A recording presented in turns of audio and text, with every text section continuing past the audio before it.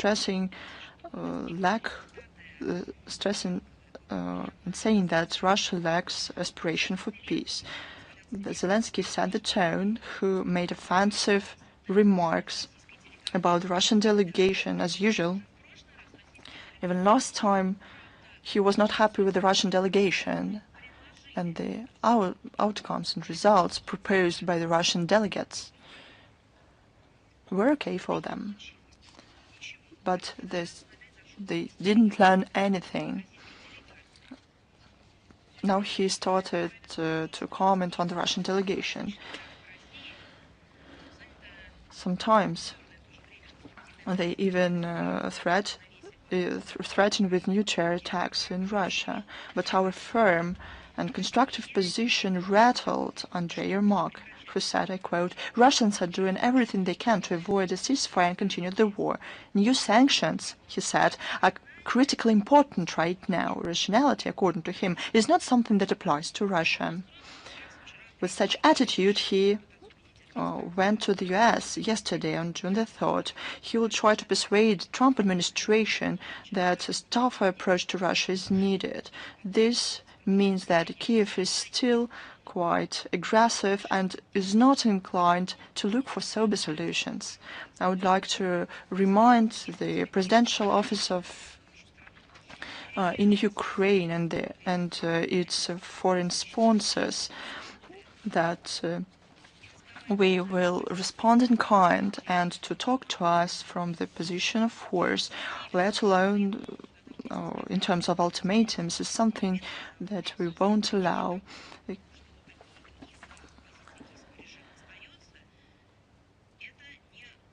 The adequate understanding of the situation and responsibility for the future of the country is not something that applies to the Ukrainian Banderovich regime. On June the 3rd, the Investigative Committee of Russia ruled hideous crimes, as I said, explosions of bridges on the railways in the Bryansk and Kursk regions to be terror attacks. This is the essence of this regime. They say that we ostensibly are not rational, but they are terrorists. The official representative of the investigative committee, Svetlana Petrenko, noted that it is clear that the terrorists acted on the instructions of the Kyiv regime and did everything they could so that more civilians were affected. That's their essence. The investigative committee, with the help of the Federal Security Service of Russia and Internal Ministry of Russia, continue the investigation. Actual perpetrators and organizers will be established and brought to justice. Civilians and civilian facilities of many Russian regions were under attack. On May 28th and 29th, the debris of Ukrainian drones damaged 3 houses in the town of Chekhov, the Moscow region, and 1 multi-story building in southeast of Moscow. On May 28th, in the Kursk region, following a detonation of a package, a 36-year-old local man was killed. On May 29th, the emergency room of a hospital was damaged. On May 30th at night, a mass drone attack on Kursk took place. A 27-year-old driver was wounded. On May 21st. Ukrainian drones attacked residential houses, 14 civilians wounded, including 4 children, in the village of Proletarsky, the Belgorod region. On June the 1st, the artillery shell hit a house. 1 woman was killed and a 12-year-old girl wounded. Overall in the region, at least 22 civilians were wounded. On May 30th, the Banderovich launched a targeted strike with drones on the city of Novodruzhsk, LPR. In the DPR, the shellings and drone attacks wounded at least 3 civilians. On May 29th, following a drone attack against the city of Alashki, an 85-year-old woman was wounded. 2 civilians were killed in the village of Novosbruyovka on June the 1st, following shellings against villages of the Kherson regions. 2 civilians were wounded. On June the 2nd, a mass drone attack on energy facilities of Kherson and Zaporozhye regions. More than 700,000 Russians were left without electricity. The very same day, on June the 2nd, drone attacks against civilian vehicles in the Bryansk region left 2 civilians wounded. Now about cruelty that Banderovich showed the treatment of the residents of the Kursk region. As 80 years ago, during the Great Patriotic War, the Kursk region stood in the way of the Brown Plague.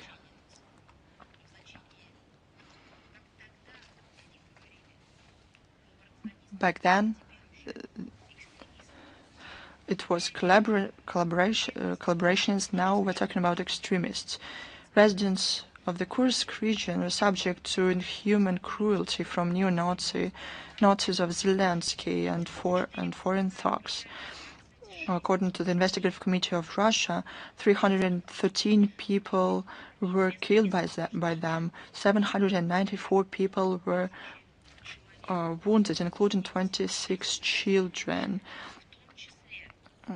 576 residents of the Kursk region went missing, including 4 children. More than 54,000 children were recognized as victims of the Ukrainian incursion.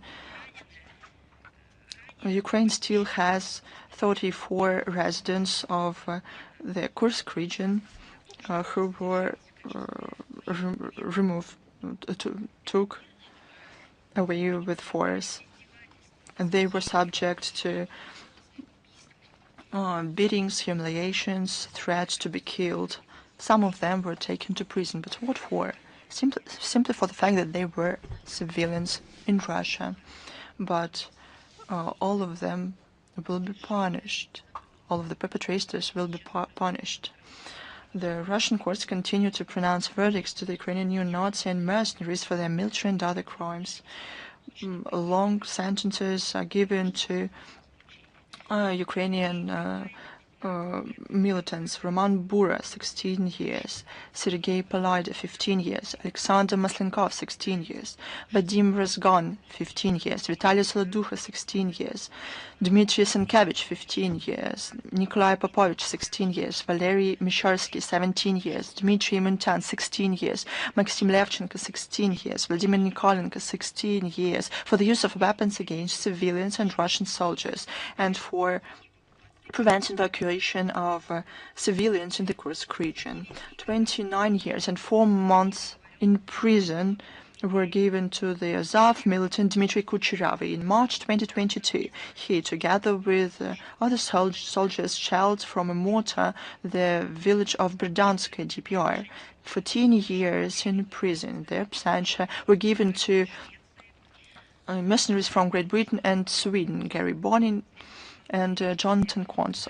Both of them are wanted internationally. The investigation established the Ukrainian commanders involved in the shellings of civilian facilities in the city of Lvov on May 22nd. It is the commander of 19 separate Brigade St. Barbara, Rostislav Karpusha. The Investigative Committee of Russia will continue to collect evidence to hold accountable all those Ukrainian Nazis and foreign mercenaries that are responsible for war crimes and other crimes. And now a few words about who sponsors these crimes and who's behind all of these crimes. The European sponsors continue to incite the Kyiv regime to further escalation of the conflict, and they're mobilizing new resources for that.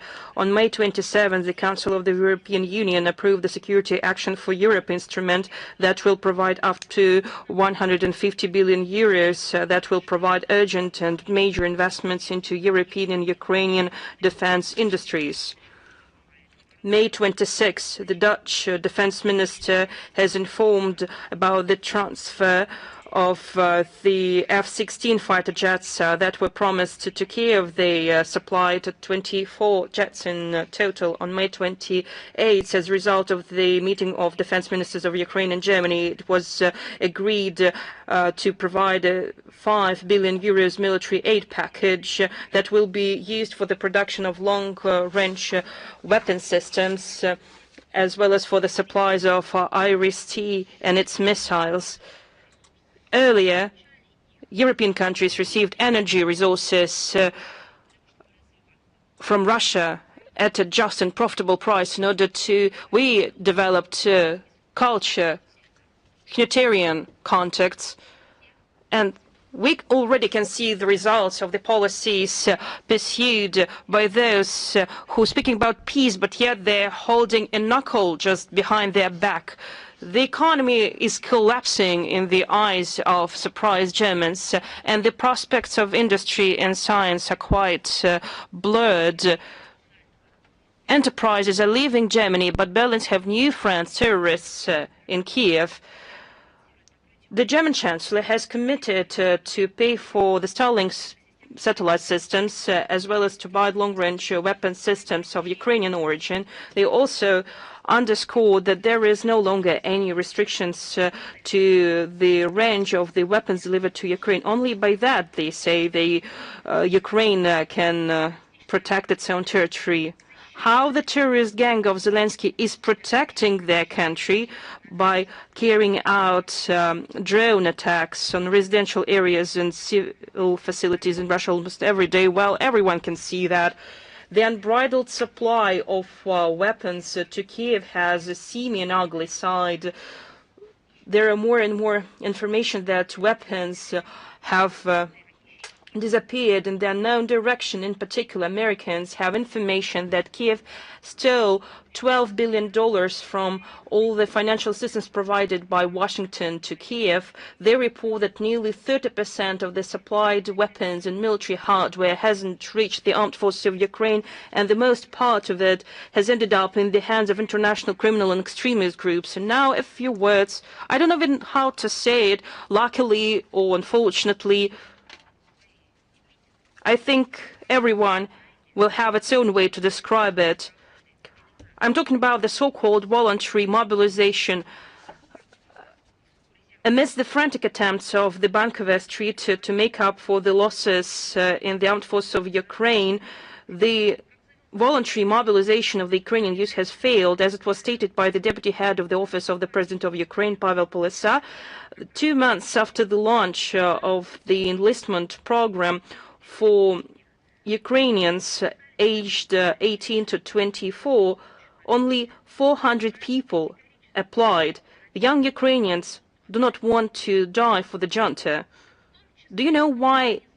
What is the reason for that? Because the Ukrainian government shows total disregard for them, whether they are alive or dead. When we offered the Kiev regime to take the bodies of their soldiers, they rejected even the fact that Russia offered them to take Ukrainian nationals, as if they were wriggling as snakes on a frying pan. And now we have stated that Russia is ready to transfer 6,000 bodies of fallen Ukrainian soldiers. What Zelensky said after that? He just denied them. He doesn't understand that Ukrainians are of no need to the Bankovo Street, whether they are dead or alive. Zelensky has put restrictions on 16-year-old teens to cross the border of Ukraine. 16-year-old teens.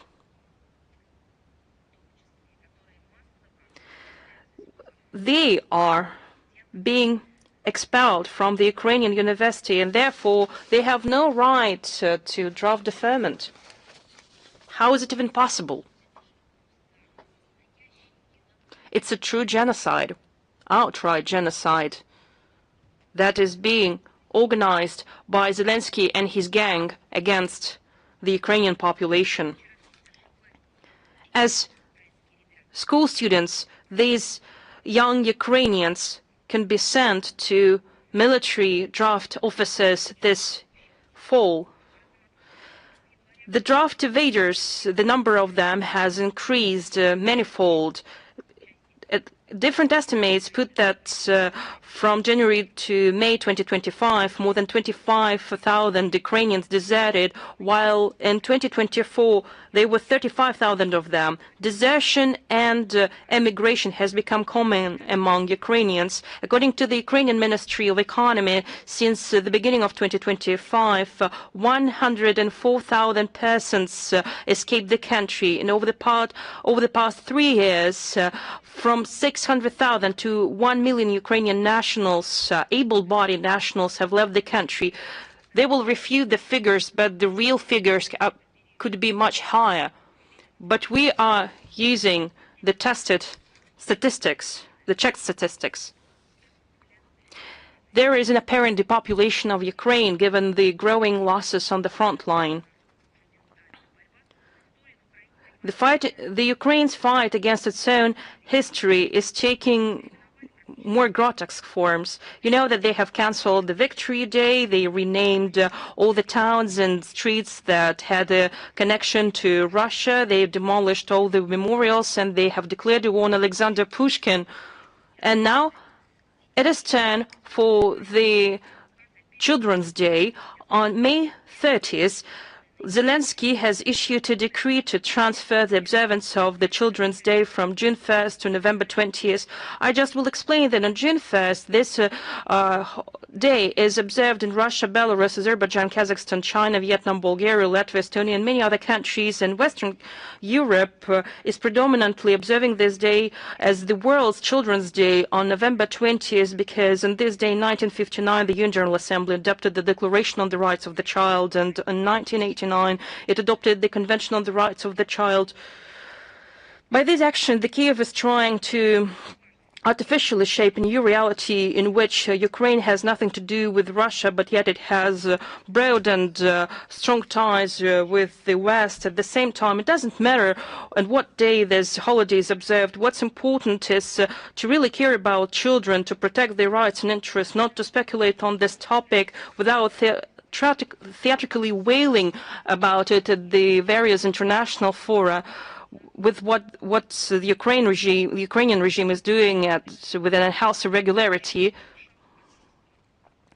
What's the real care that the Kyiv is showing for children is being clearly showed at the Alley of Angels in Donetsk. This is a memorial, a tragic memorial to children and teens who were visually killed by the Ukrainian Nazis since 2014 when they tried to crush Donbass. Well, they failed to do that. Some of the Ukrainians who were taken hostage with the tears in their eyes and standing on the knees begged for forgiveness in front of this memorial. All of that again shows that the objectives of the special military operation to denazify and demilitarize Ukraine and to eliminate threats emanating from its territory still hold true. And now I'll tell you about the lies spread by the Kyiv regime about the so-called abducted children. This is the main topic to which international mass media turn the information to. It is a list that was provided by the Ukrainian side to Russia of the list of 339 Ukrainian children that was stated they lost contact with their parents. And now let's give a look at the situation in greater detail.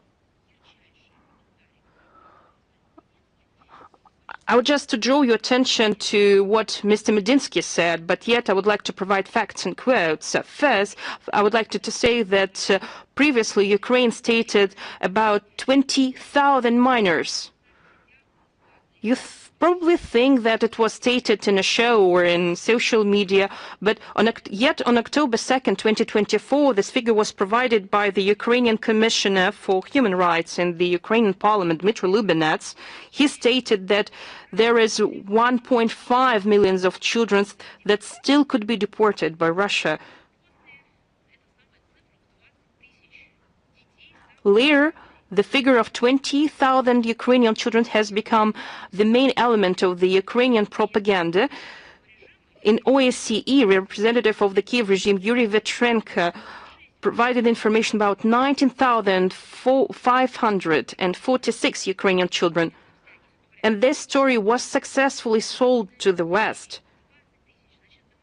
And they didn't provide any details. 20,000 means 20,000. And this figure of 20,000 Ukrainian children can be found in the resolution of the European Parliament on the return of Ukrainian children forcibly transferred and deported by Russia that was approved on May 8, 2025. This resolution has a number, and we will put reference to it in the text of the briefing so that you will read all the lies spread by them. Second, is an obvious and public element of the Kyiv's PR strategy. The issue of children was used by the Kyiv in order to push through the International Criminal Court illegitimate decisions about the arrest warrants against our high-ranking officials, which has brought another discredit on the International Criminal Court and again demonstrates that the Kyiv regime spreads lies. This story has been going on for years, and they have been using this topic at different international platforms. They have mentioned those 20,000 of Ukrainian children without providing any evidence, without providing any document. And again, this narrative is being successfully sold to the West. The Council of Europe has been working hard to create another pseudo-justice body, some kind of a special tribunal. They even appointed the former Icelandic official, Tordis Gylfadóttir, as the special envoy. Just can you imagine that? They invented it, a special envoy on the situation of children of Ukraine. They obviously has nothing to do. 20,000 of Ukrainian children, and that's the work for the special envoy of the Council of Europe. The Kyiv regime had so many opportunities. Well, they stated about it 3 years ago, but they had so many options to provide some kind of a list, to provide names of children, to explain what children they were referring to all this time. They could do that through the mediators that are actively involved in various humanitarian processes. They could directly hand this list through a Ukrainian embassy in any country, through an international organization. They have done nothing. But raising this issue at the peace negotiations in Istanbul by publicly raising this issue in all channels of information, including Western mass media, representatives of the Kyiv administration were able to demonstrate the public profile of how they're caring for children. But in reality, they show total disregard for them as for other residents of former eastern regions of Ukraine and for all Ukrainian nationals. And I just would like to give you another quote. Zelensky, he said that in November 2021, and I quote, "Not all representatives of people are people. There are beings," he added. He stated that it was his opinion, and he was referring to residents of the East Ukraine. Today, Kyiv authorities are instrumentalizing the narrative of Ukrainian children by turning it into a show. Who are these people? Are they caring for them by telling fairy tales about them, or are they beings that and they are ready to do everything with them by sending them to suicidal storms, closing borders for them, drafting them to the battlefield, regardless of their age.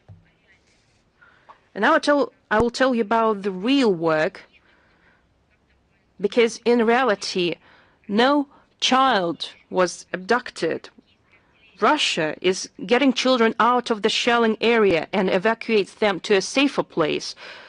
The armed forces of Ukraine are regularly attacking places where children are gathered. For example, in September 2024, the armed forces of Ukraine attacked Kamenka-Dniprovskaya and Zaporozhskaya region. They attacked a school where there were 106 children. Luckily, there were no victims among them. On March 7th, 2025, the Ukrainian soldiers shelled a kindergarten in the frontal area of the Zaporozhskaya region. When they're launching missiles there, do they even think who these children are, who their parents are, what are their family names, what ethnicity they are? Well, they have no care. They don't care about it. Russia is saving orphans and minors who are left without parental care and the care of legal representatives. So we act in the legal field in line with the international agreements, and this process is successful. But for some reason, the Kyiv representatives forgot to mention it in Istanbul. I already mentioned that thanks to the 24/7 work of the Presidential Commissioner for Human Rights, Maria Zakharova, 101 minors from 81 families reunited with their parents or blood relatives living in Ukraine or in third countries, and Russian children returned to our country again. The Kyiv authorities forgot to mention that. I would like to underscore again that the Russian side intends to implement all the reached agreements in full responsibility and will give a closer look to the list of names that were handed by the Ukrainian side. It is likely yet that it will be found out again that persons placed on this list are not in Russia but yet in the West. Do you remember? It happened in April 2024. For those who forgot, I will explain. The head of the National Police, Ivan Vygovsky, admitted that 161 minors that were earlier searched by Kyiv in Russia were in fact in Germany.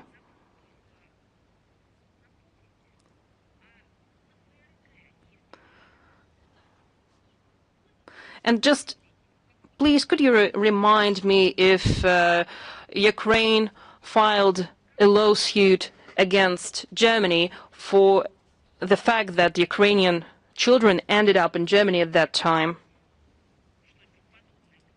If something like that would happen again, I think it will become a shocking news for everyone who closely follows it.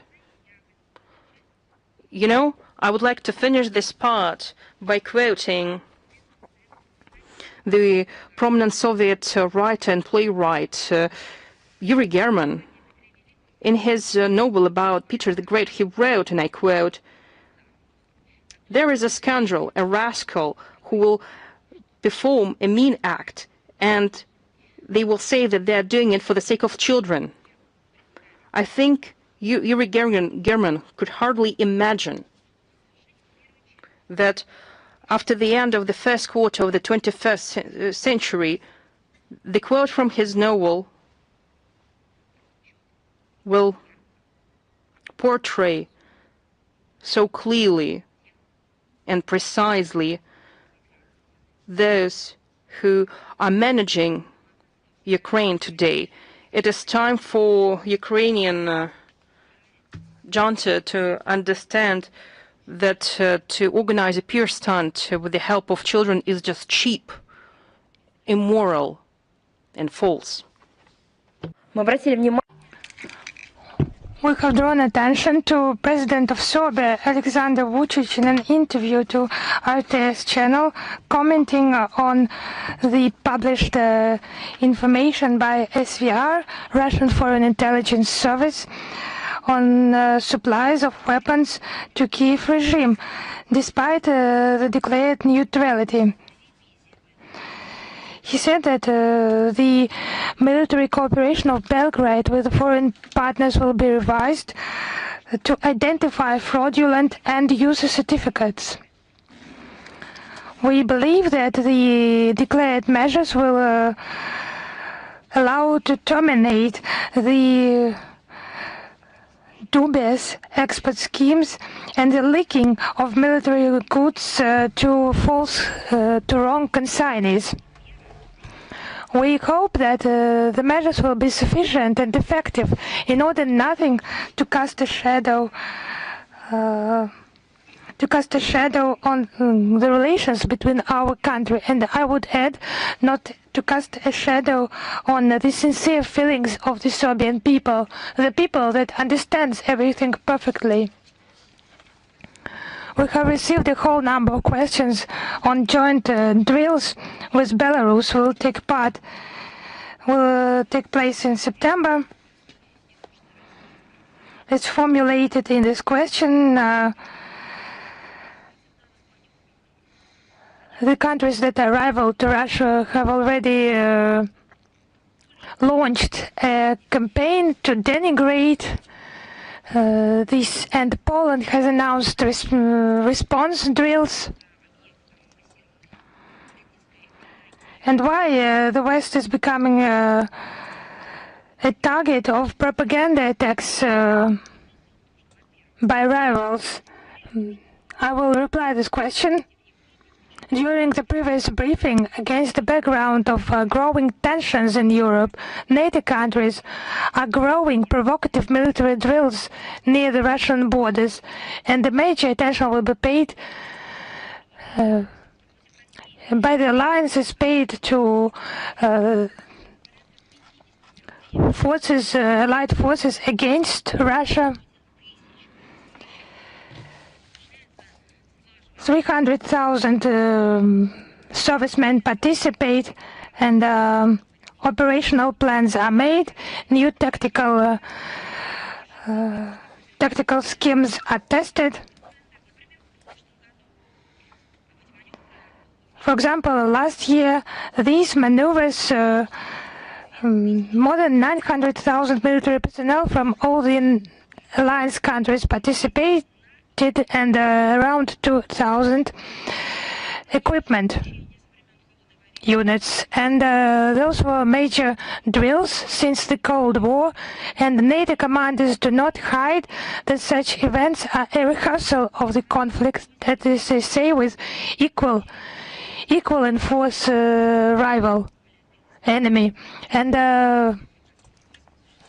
contingents were moved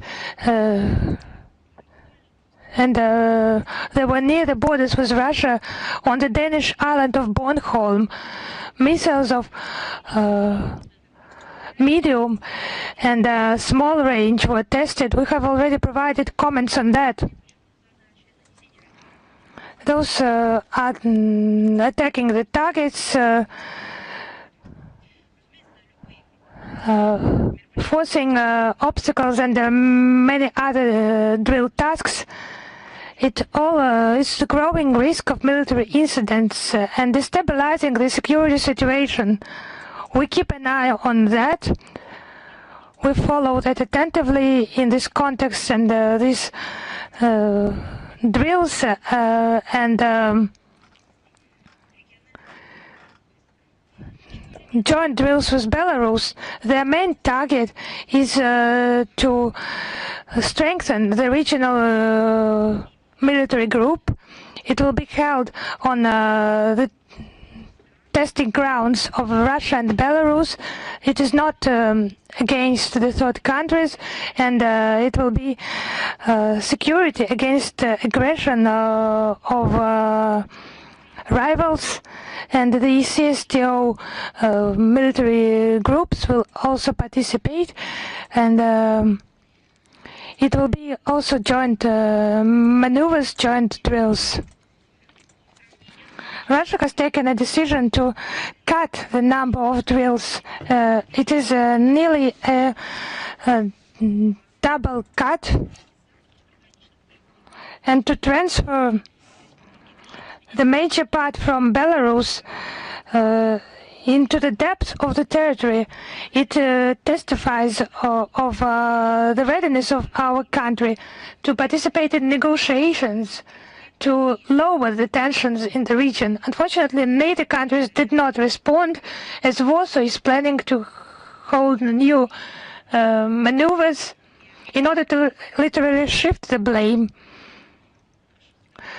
The blame to us and to present Russia-Belarus drills as an attempt to prepare the, as they say, armed aggression, starting this armed aggression, and it's just absurdity, taking into account the facts I have cited.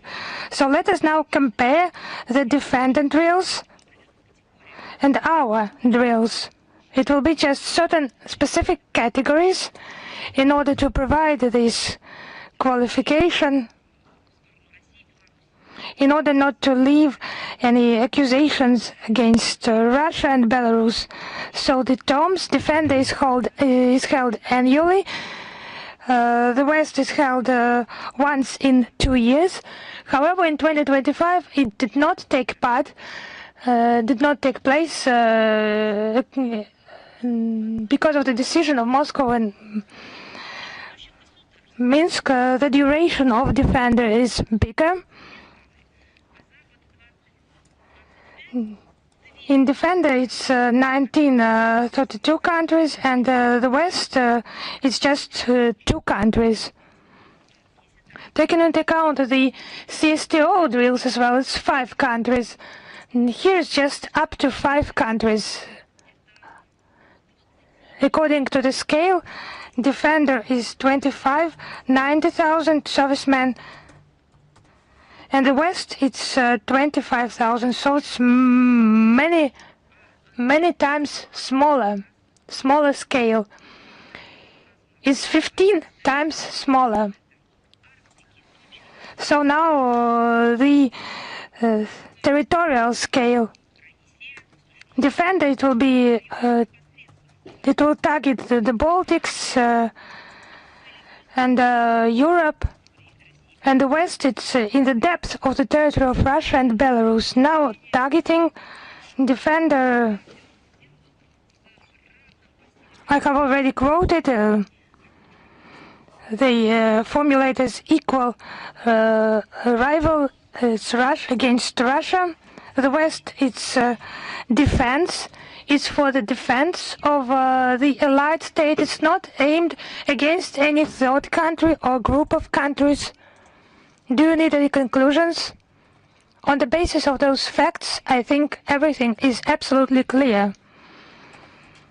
Regarding the second item in the question, many questions on informing on the data. I think it will be commented by our Ministry of Defense, Russian Ministry of Defense. We move on.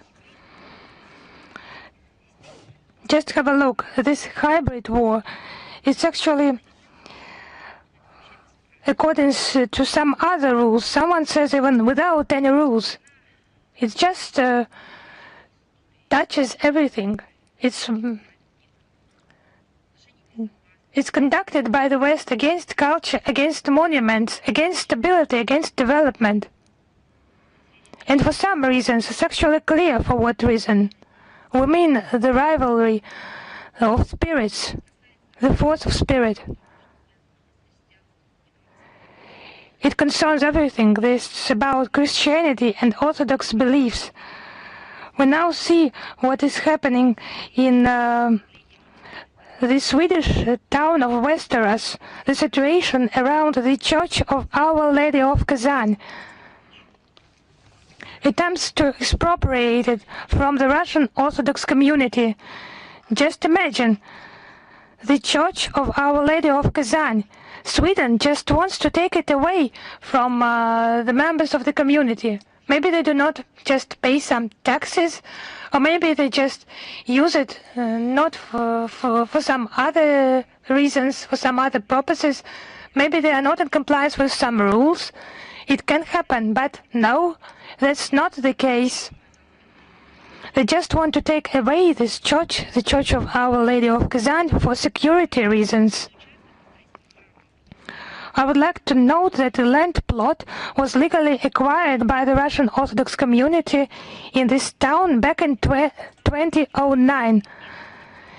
In agreement with the municipality, the church, the chapel and the guest house were erected on this area. This site has become a target for attacking by the media, Russophobic community, and not the Orthodox community. So who were they threatening? The climax of all that was just just have courage. As an observation point of Russian special services for the regional airport in the vicinity. It's just normal logics. When nationalism is attacking and the person is losing everything, his conscience, his mind, and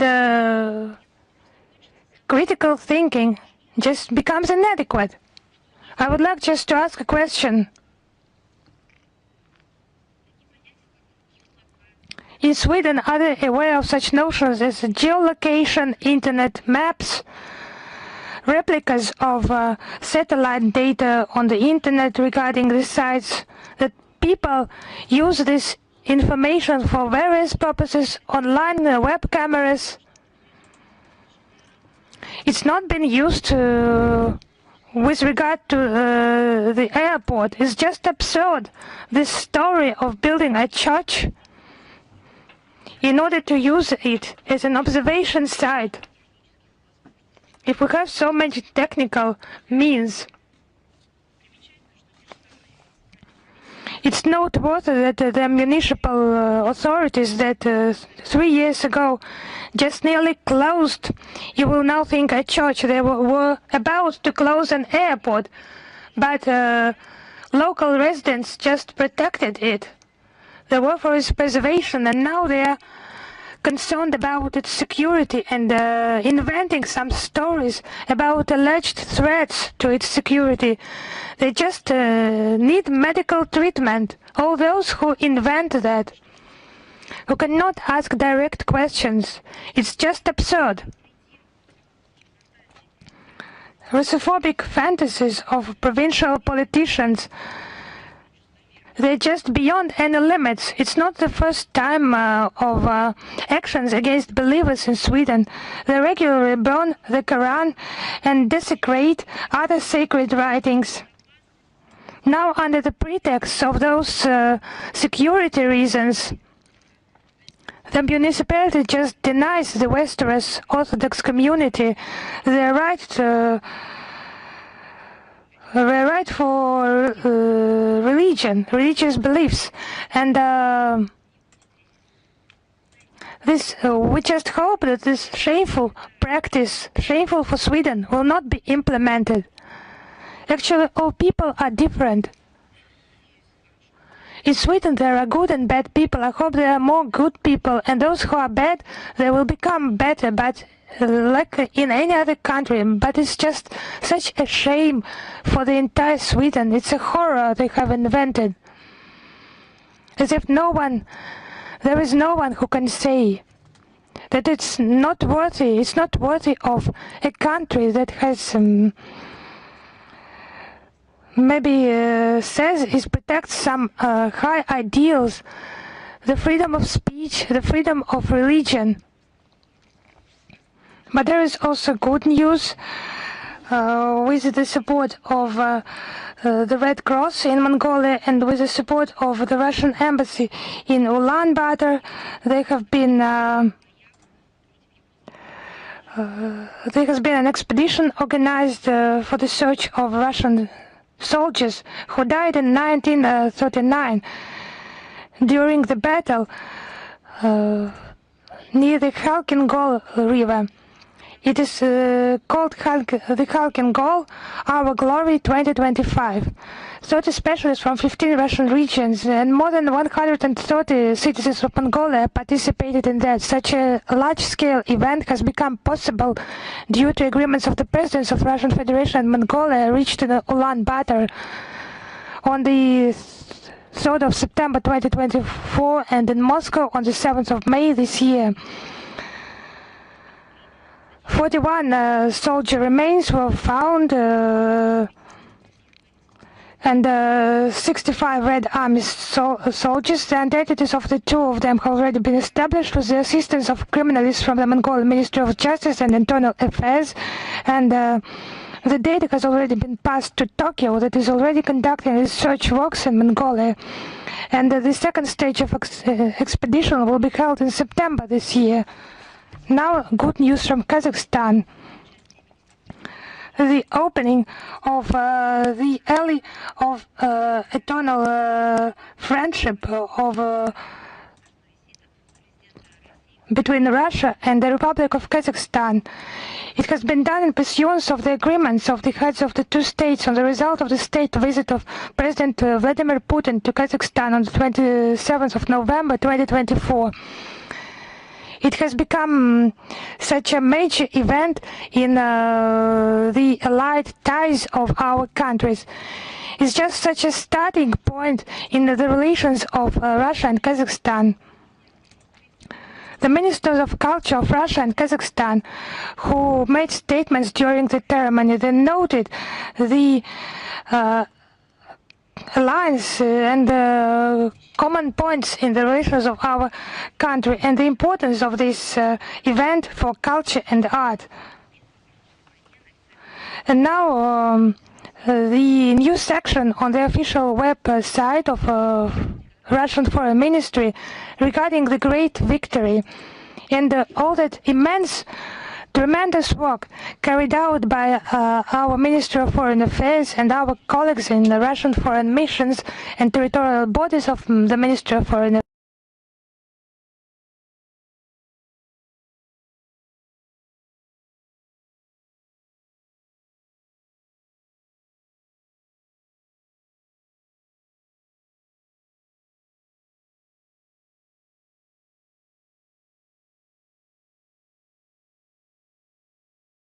Regiments, they will be fixed forever on our ministry website and will become a source of truth. They cannot be distorted. There are actually 9 sections.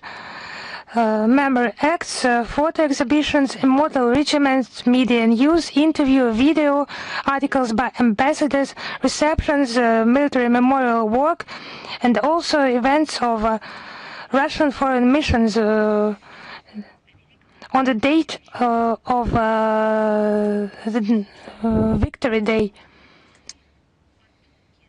And of course we aim to preserve the input of the descendants of our heroes, the diplomats who honor their ancestors, who honor the feet of the Soviet people. And actually now they are fighting for historical memory on the international front line. We will continue to add the necessary information to this section and we invite everyone to study the materials in this section. We have just posted more than 7,000 publications in different formats, from major articles to education videos dedicated to the victory and telling about the historical facts, and they have already been viewed and read by tens of millions of users around the world. Now, an important date, it was the 6th of June. Marks this day, the whole world celebrates the Day of the Russian language. The artwork of this great poem poet and writer who is considered, for a reason, a founder of the modern Russian language, combines the people's speech with the elegance and perfection of the high culture of thought. He managed to make his works universal. Thanks to that, even now, readers are touched by his works. The Russian language is one out of 6 official languages of the United Nations, and since the establishment of the UN, plays an important role in the development of the international dialogue.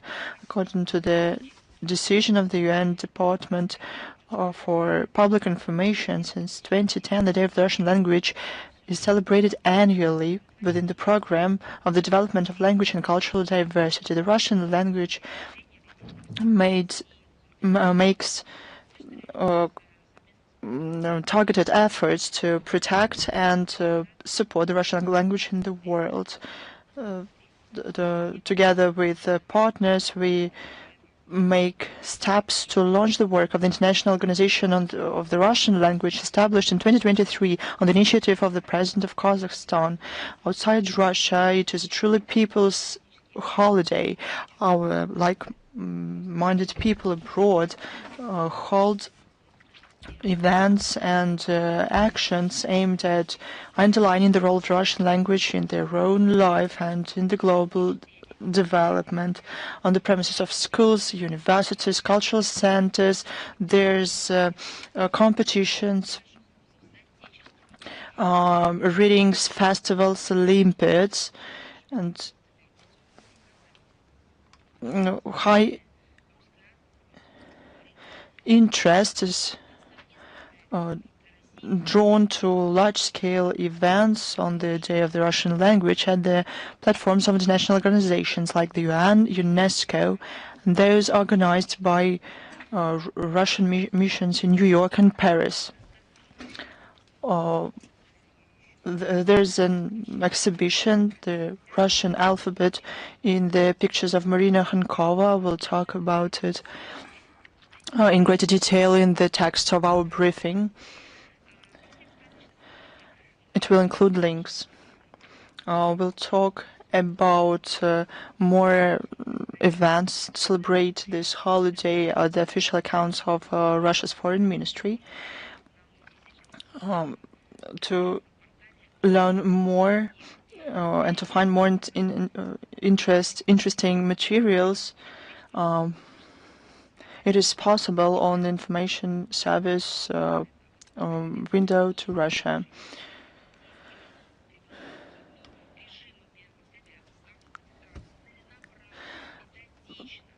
I cannot but note that today the Kyiv, Chisinau regimes, the authorities of a number of Western countries try to destroy the Russian language, culture, and everything Russian.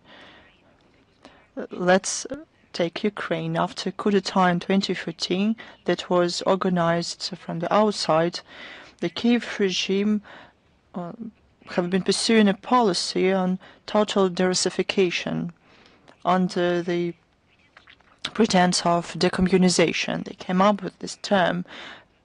Those are not only restrictions, it's a full-fledged war. They barbarically banned the Russian language in the communication between people, in schools, on the streets. They prohibit books, burn them down. The world saw something similar in the first half of the 20th century in Europe. Do you remember it? It was called Nazism. The Kiev regime, under the leadership of Western masters, show the world their true colors. The most terrible thing is that those who talk about human rights and values, now they talk about it less, to say the truth. They even start to mention less the values. see the collapse in the West. However, they encouraged all this impunity. They turn a blind eye on these barbaric neo-Nazi actions. They contribute to the Russophobe hysteria in their own countries, and they made up reasons like security or political correctness. They ban Russian schools, persecute Russian media and cultural centers. Human rights for the West is only for a few. And the Russian language and its native speakers are out of law. The protection of the Russian language is not only a question of culture. It's the issue of preserving identity of millions of people.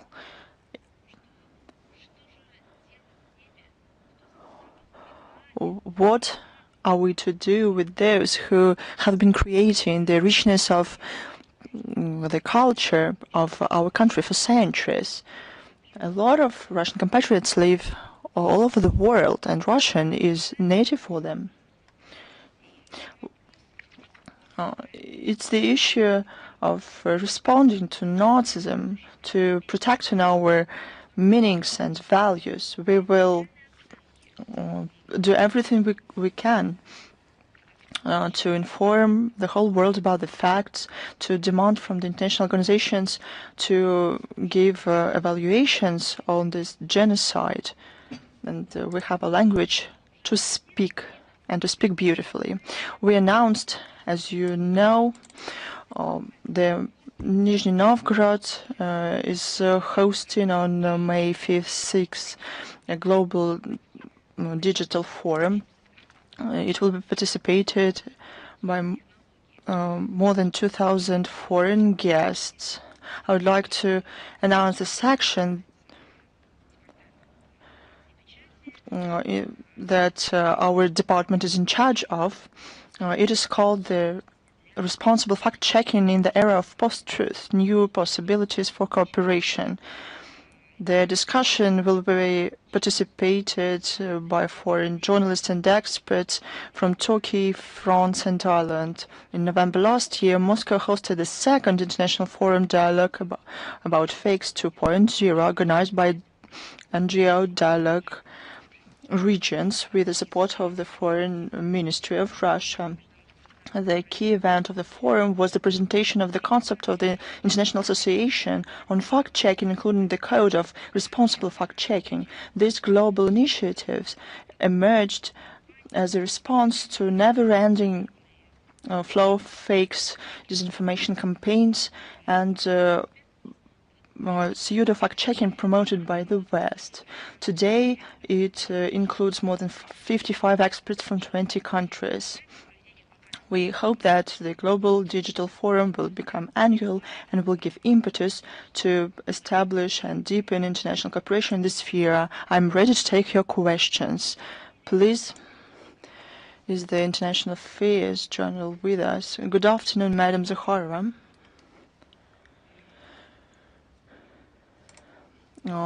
Prime Minister of Slovakia, Robert Fico, said that the idea of the European Commission to ban Russian energy raw materials to the EU damaging.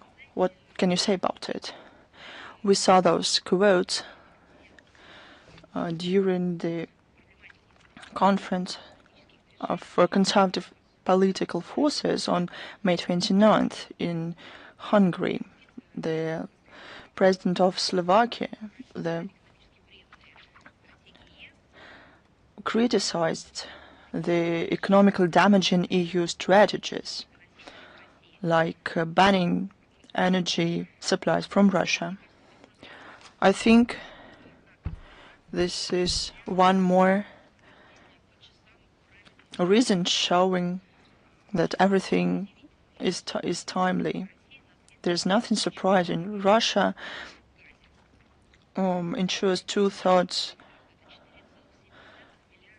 of gas demands and it ensures 90% of oil, 100% its nuclear power.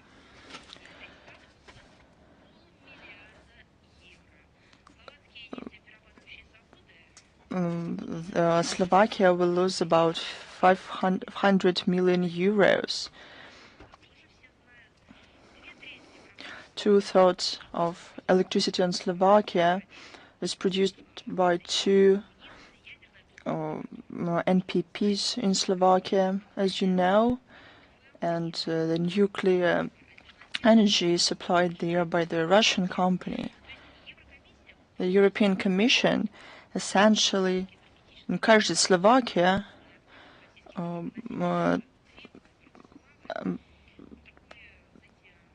to be in an energy collapse.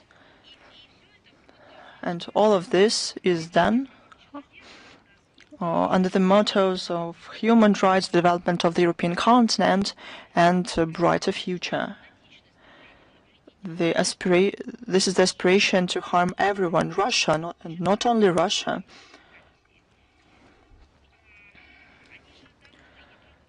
They disregard the interests of their own citizens, let alone the citizens of Slovakia. It's just another example. One more question, Madam Zakharova. What can you say about a new round of tensions between officials in Paris and the French Polynesia in terms of decolonization? As I understand, we're talking about the special meeting of the UN Committee on Decolonization that took place on May 21st to 23rd. The representatives of Polynesia put forward an initiative to host the regional meeting of the special committee in 2027, and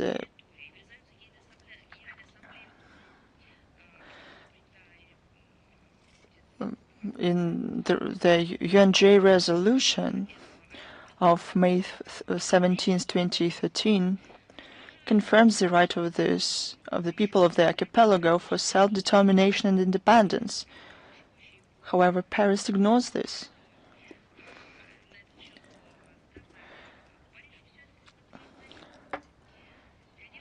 Paris lives on its own rules. There is no preparedness to move towards the political forces in the French Polynesia who wants to hold a referendum on self-determination. France only speaks about human rights. They mention human rights and international law and freedom, but in reality there's a real opportunity and even necessity to implement those things because the locals want it. But now the French authorities refuse to cooperate on decolonization. They pretend that this body is not there in the UN system. And as to the UNJ resolution, they simply disregard it. This is the true attitude of France to the international law. When they want, they interpret it as they wish.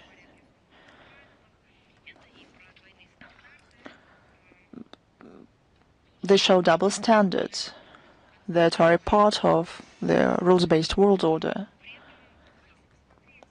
If we look at what is going on, France, more and more often the situation comes to the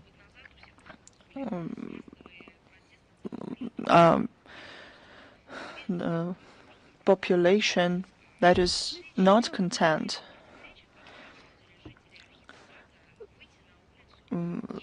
1 year ago, there were mass protests in the New Caledonia. Then there was a situation in Martinica with protests caused by social and economic issues. They even turned into clashes with the police. All of these protests were suppressed. Sometimes I think about Paris, and there's a feeling that they do not see their own problems. As to the French Polynesia, along the problems that it faces, we cannot but remember tragic pages of its history as a part of the French Republic. These islands, for 30 years, were the base for nuclear tests of France. Those who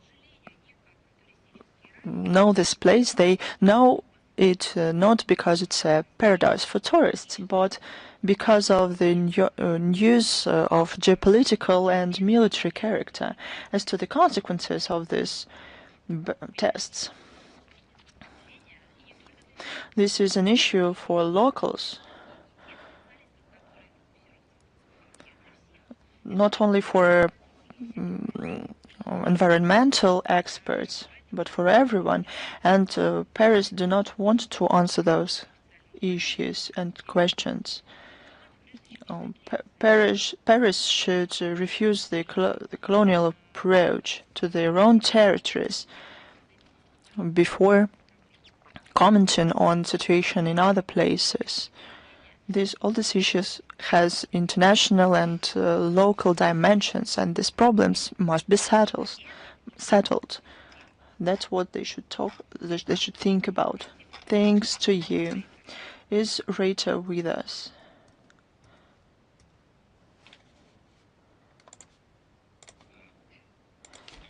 Good afternoon, Madam Zakharova. Rita is here. I have a question that you partly touched upon in at the beginning of the briefing. This is a question about attacks on Russian air bases and infrastructure facilities that took place during the weekend. Were the West involved in this? Probably you can name some certain countries. What will be Russia's response to this? I paid some attention to this at the beginning.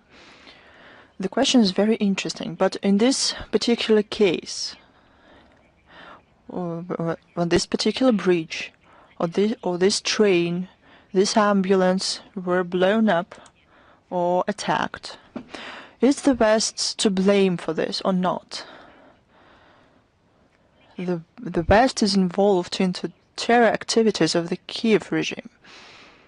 Let's look globally how. First, the Western countries, no matter how you call them, NATO countries, NATO-centered countries, the collective West, it's up to you. But to understand who we're talking about, they supply weapons for this, to commit those terror attacks. There are no restrictions. They do not introduce them.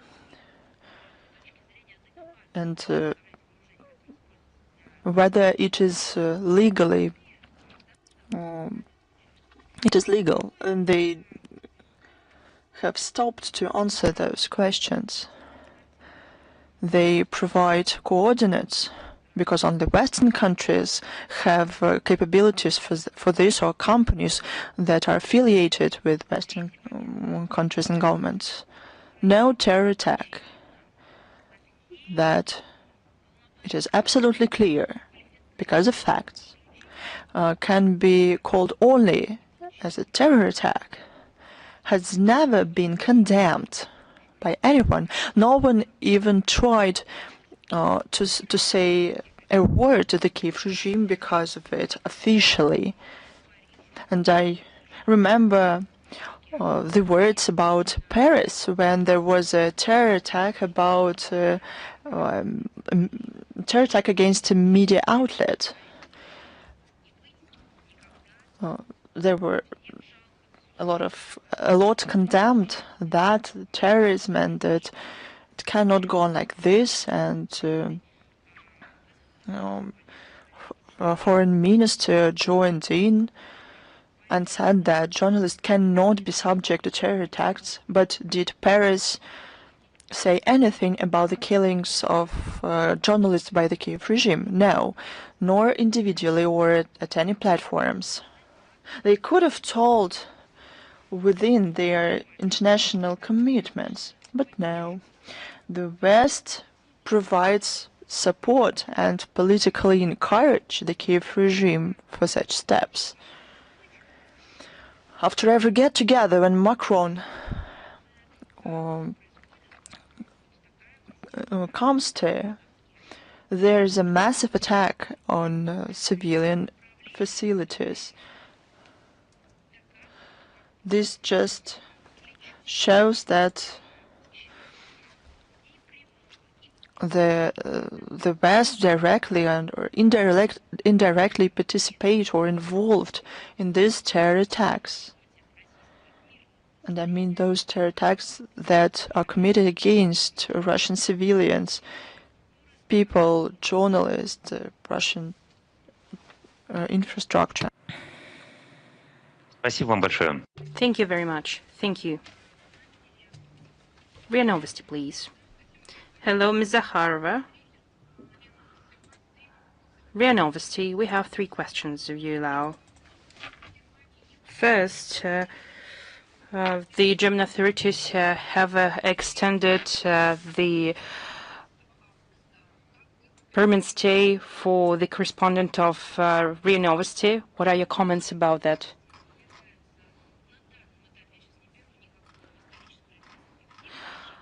I just wouldn't like to dwell into the history of the question, but today, in the past month even, it's not Ria Novosti that is being pressurized and discriminated by the German authorities.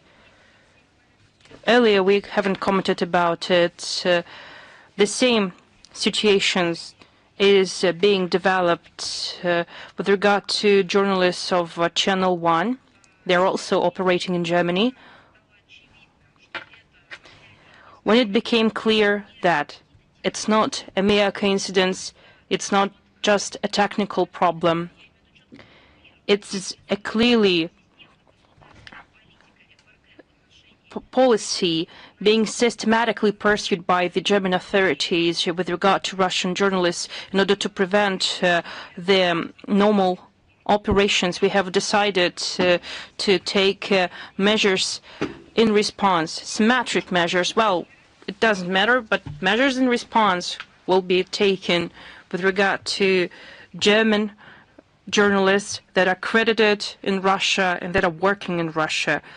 We kindly ask the German embassy to convey our words to Berlin and to notify the German Society of Journalists that Moscow is taking and will take measures in response with regard to German journalists. So when these measures are taken, no one in Berlin and in other cities of Germany, that the poor German journalists have faced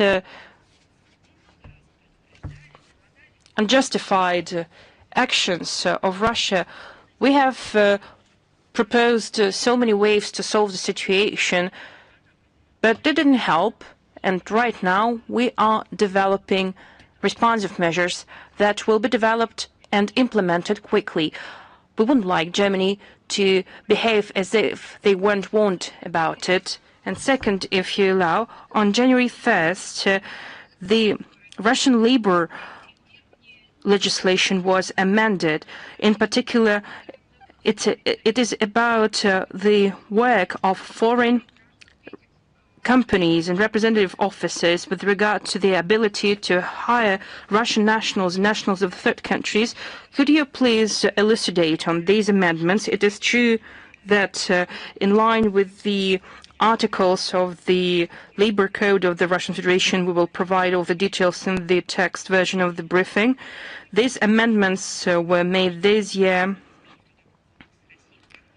in line with the federal law on December 26, 2024, on making changes to the labor code of the Russian Federation. It defines the particularities of hiring workers that will be placed in diplomatic offices and consular offices of foreign states working in Russia, as well as international organizations and their representative offices. And these measures are also applied to the diplomatic agents, consular officials, and members of their families that are working with them in Russia. In order to implement these amendments, the Russian Ministry of Justice has registered the order of the Russian Ministry number 6460, which defines the main administration for the service to the diplomatic corps working under the jurisdiction of the Russian Foreign Ministry as the designated body that will carry out activities on hiring workers to these foreign organizations. So personnel can only be hired if a contract is signed between the main administration of the service to the diplomatic corps and the foreign representative office. In this regard, the foreign officers, representation officers and missions will have to bring into compliance their work to hire Russian nationals and nationals of the third countries. They need to re-register their contracts with the already hired workers in line with the adopted amendments. In order to hire Russian nationals and nationals of the third countries, foreign companies and organizations need to contact the branch office of the main administration to the service of the diplomatic corps in Predkadri enterprise, to be exact. And the third question, if you allow, it has been 3 years since Nord Stream pipelines were detonated. As you have commented at numerous briefings, investigation is not being carried out in most countries, or it is just a sham investigation. And recently, von der Leyen and the Chancellor of Germany, Merz, made new statements about that. What's the opposition on that? You know, it is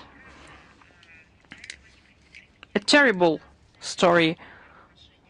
Earlier, they sanctioned our country.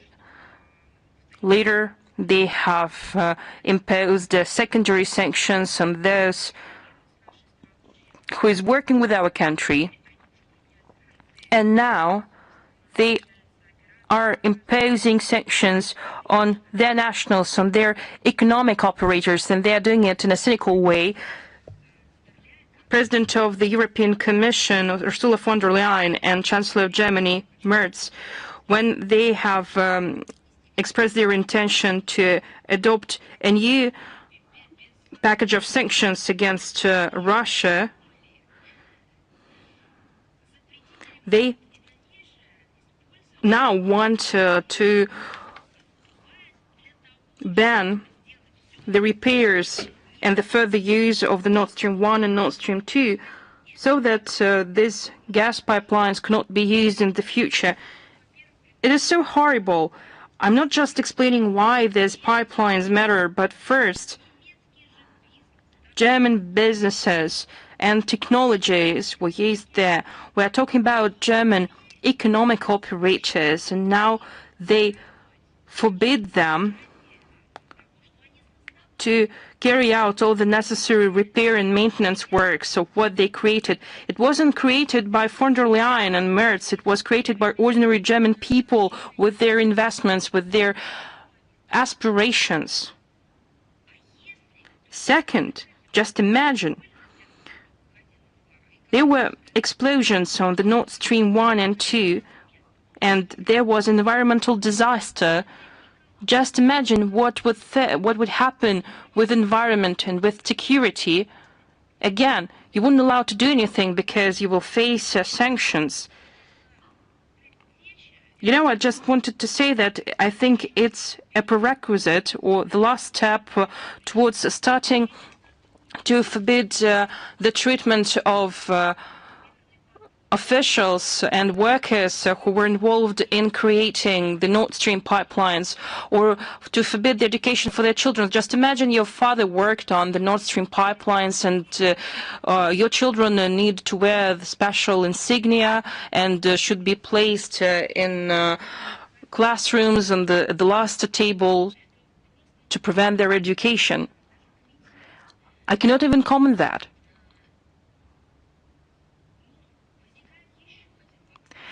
However, there is another question which bothers my mind. It inflicts an economic damage to Germany and to the European Union in general. But it is a blatant problem with logic, misanthropic logic, because if they're following this logic, they're just hating humanity in general. I have a second question, but I still want to ask, what's going on with the investigation?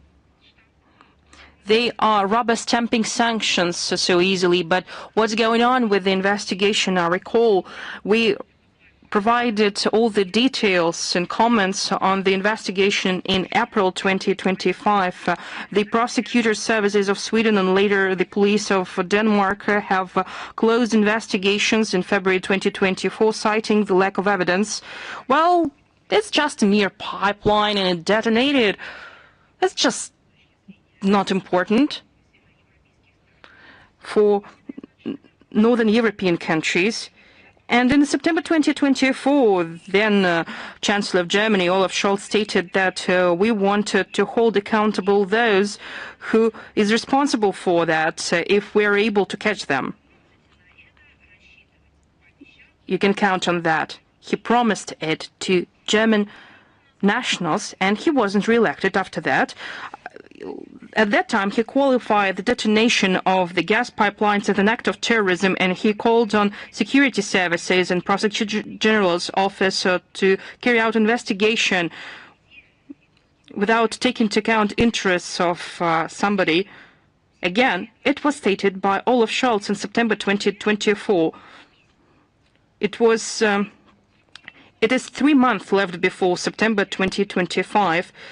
So many time has passed since they promised to carry out investigation.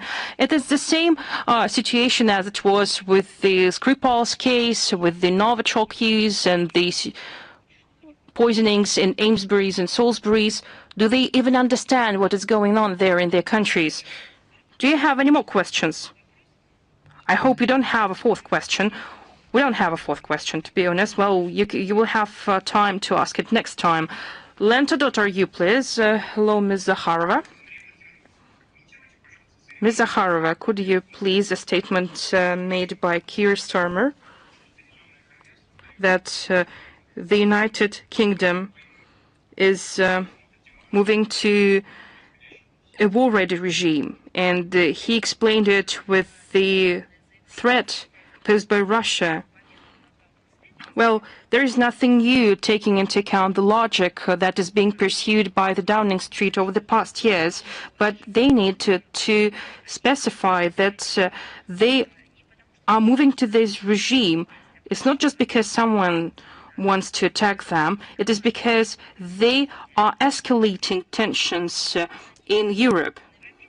And they are doing that not only in Europe, they are doing that all over the world over the past 25 years. They have been attacking and bombing so many countries when they were part of so many different international coalitions. These are just their plans to attack any country, you name it. All the talks that is connected to the risks and threats posed by Russia, it doesn't hold any water. I just explained that when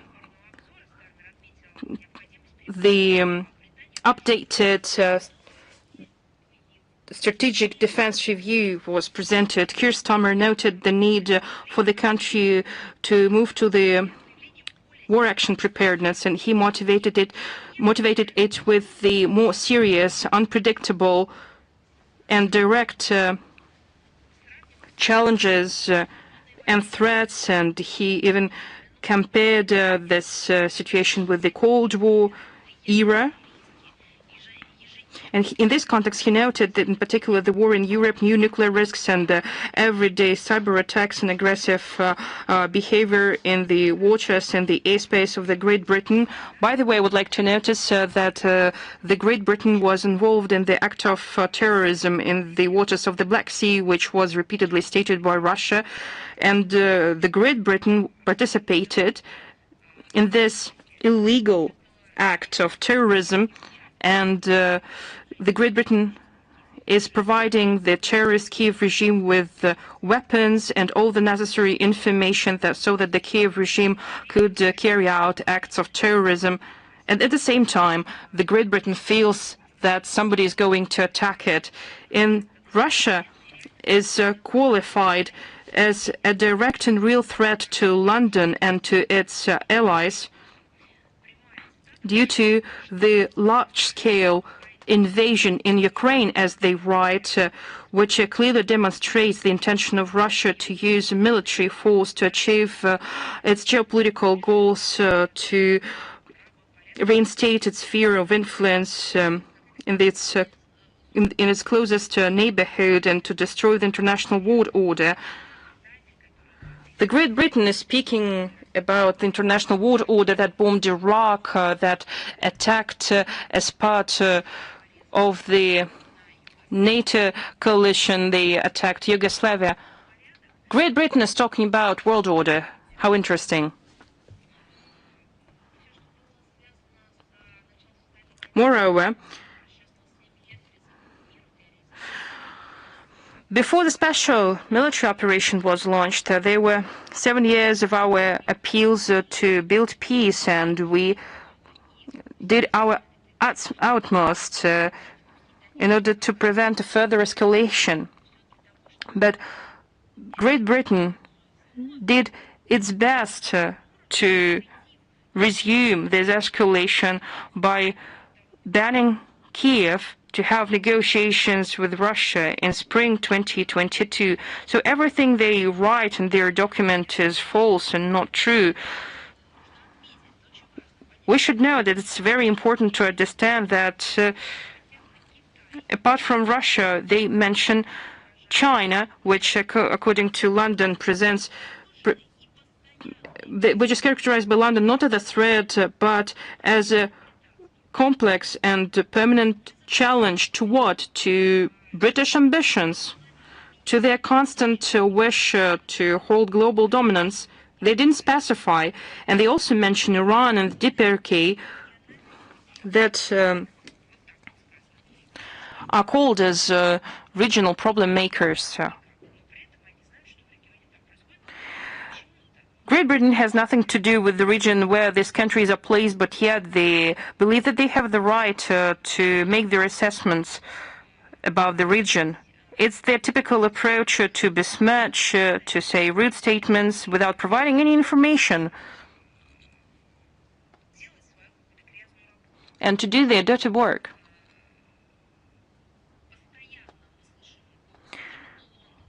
We have always been hearing the voice of London in inciting NATO countries and countries of the Western Europe to take another package of anti-Russian sanctions. I believe that this concentrated and special demonstration of alarmism by Keir Starmer is the desire of the Labour government to hide their own miscalculations. It's a pure stunt, and their desire to justify the growing budgetary spending on military affairs and to increase the appeal of their party in the eyes of the population,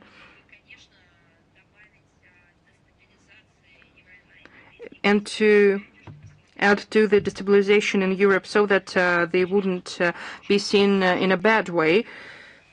It is obvious that Keir Starmer and its followers do not give priority to the prosperity and living standards of the ordinary British people, and their witch hunt and to pin peoples one against each other is a typical trait of the British political establishment.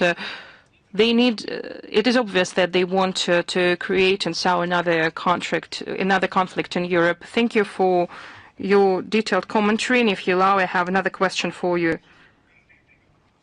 Following Russia-Ukraine negotiations in Istanbul, President Erdogan offered to have a summit meeting between the leaders of Russia, US, and Ukraine.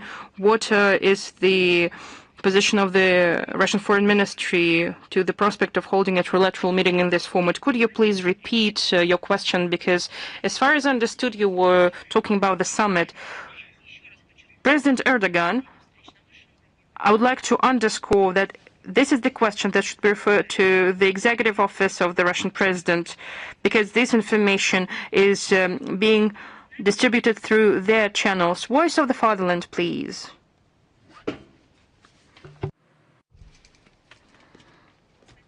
Voice of the Fatherland, are you with us? Yes, hello, we're here.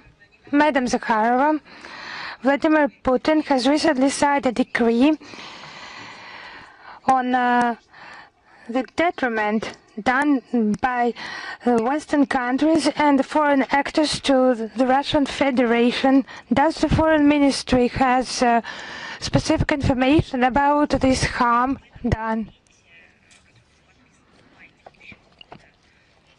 I would like to highlight that in this decree, in this document signed in May this year, there is an order to the prosecution authorities to conduct their activities. It's the scope of responsibility of the prosecution authorities, and the responsible body is the Prosecutor General's Office of Russia. And it's about monitoring, establishing monitoring and creating interaction with other state bodies before the 19th of June 2025. If after receiving a reply from them, you will need some details from us, we will respond to your question. Now our second question. The role of the UN in the settlement of the Ukrainian crisis, the growth in UN representatives, number of missions, maybe UN peacekeepers and troops on the territory of Ukraine. Is it to be estimated at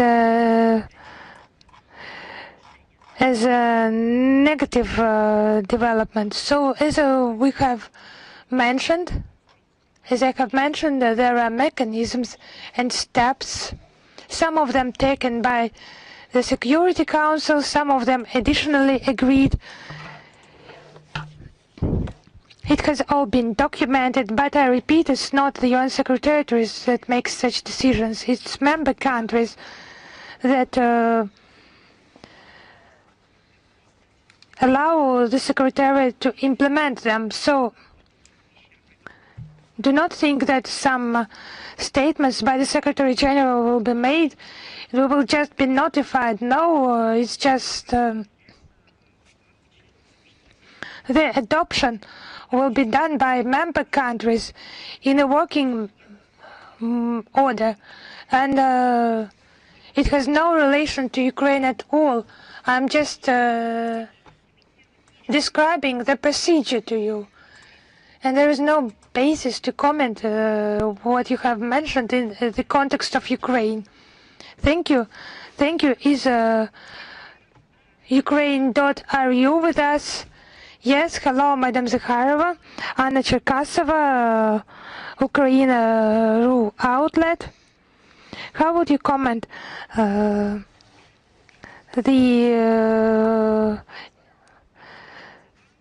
new strategic document in the context of the Black Sea initiative?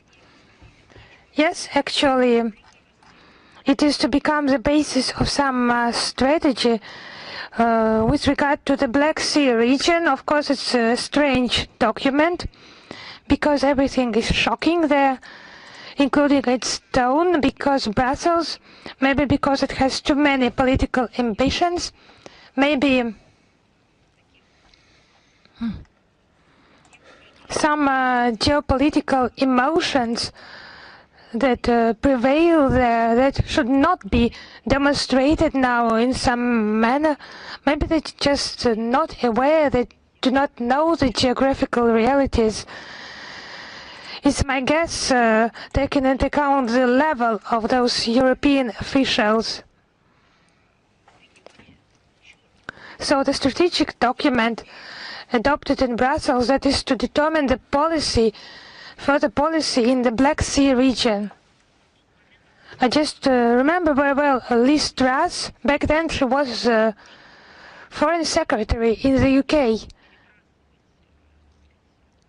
She said it's more convenient for them just to take the fleet to the Baltics via the Black Sea. Back then it has become clear that something went wrong in their noble family. You just needed to have a look at the map and see where the seas are situated. Now I have a feeling that they are lacking professionalism in their approach. The sea states, EU candidates for the EU accession, they just face this fact. They did not participate in its development. Now let us see what is written there. The priority of Brussels is to isolate this region from Russia. I beg your pardon, it's just insane. Because Russia has a many centuries status of the Black Sea powerhouse.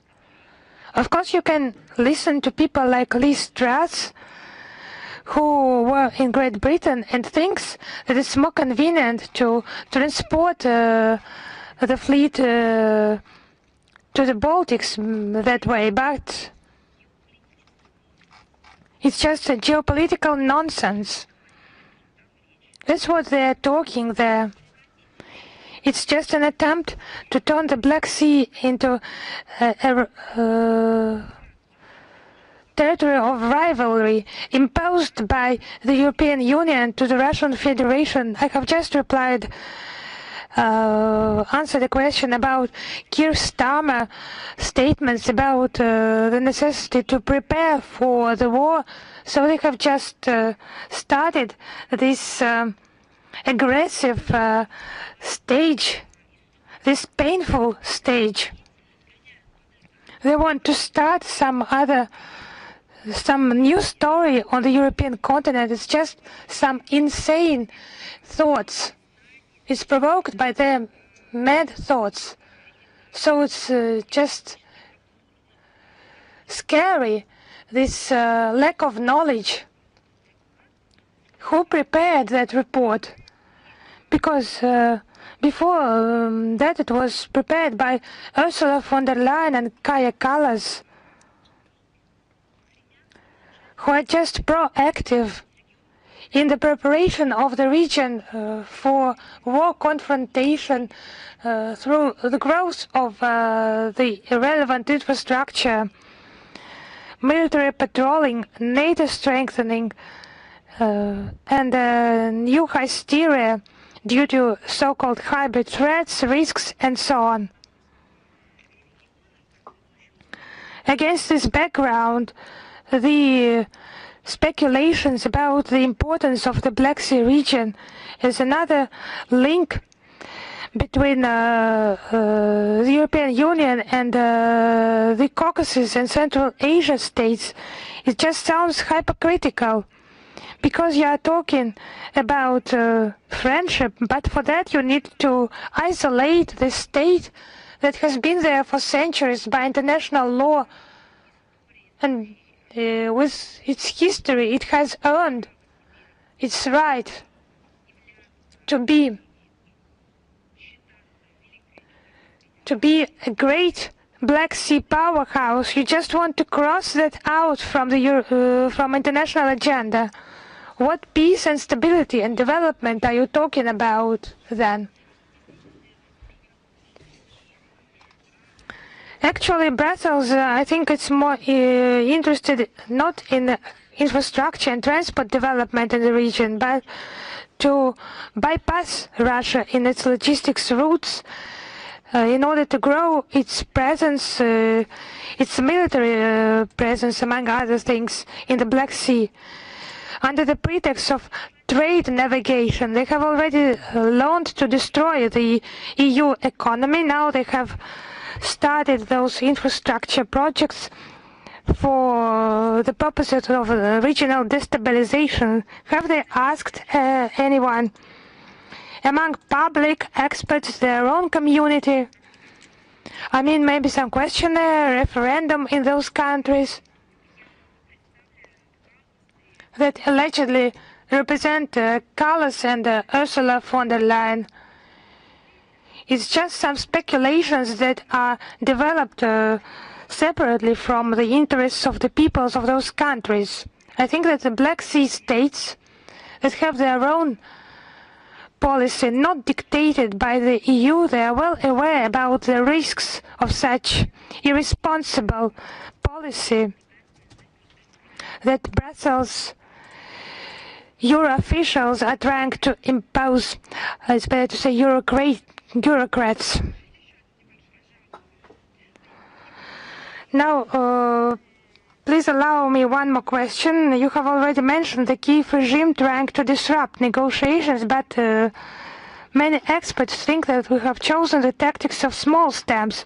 But do you think it yields some hope that we will ultimately reach some important agreements where in negotiations with Ukraine? But do you think those negotiations are not significant? Why? They are significant. The first round, it was 1,000 people from each side returning, coming back home. I'm just surprised about those disgusted comments in Western media. So actually those 1,000 people from each side detained. The exchange has been implemented, actually, and it's absolutely unconstructive, softly speaking, and terrorist nature of the Kyiv regime is just a colossal result. If we actually talk about the interests of people, of course we would like these to end as soon as possible. It's about the hopes and aspirations of our country more than anyone else, because our country has been trying to reach the entire global community for 7 years, saying that it's necessary to implement the Minsk agreements that were the real actual plan to settle this Ukrainian situation. But now you observe this destructive, absolutely mad stance by Bankova government. It had just been 2 hours before the start of negotiations. On Bankova, there was a hysteria that they have sent wrong people, that we will not talk to them. You have not demonstrated something. It's just a new hysteria every time. In these conditions, we just need to highly assess, positively assess the achievements of those negotiations. Now they cannot say anything positive on Bankova. Just start the implementation of those agreements. Instead, there are just accusations, some other new lies.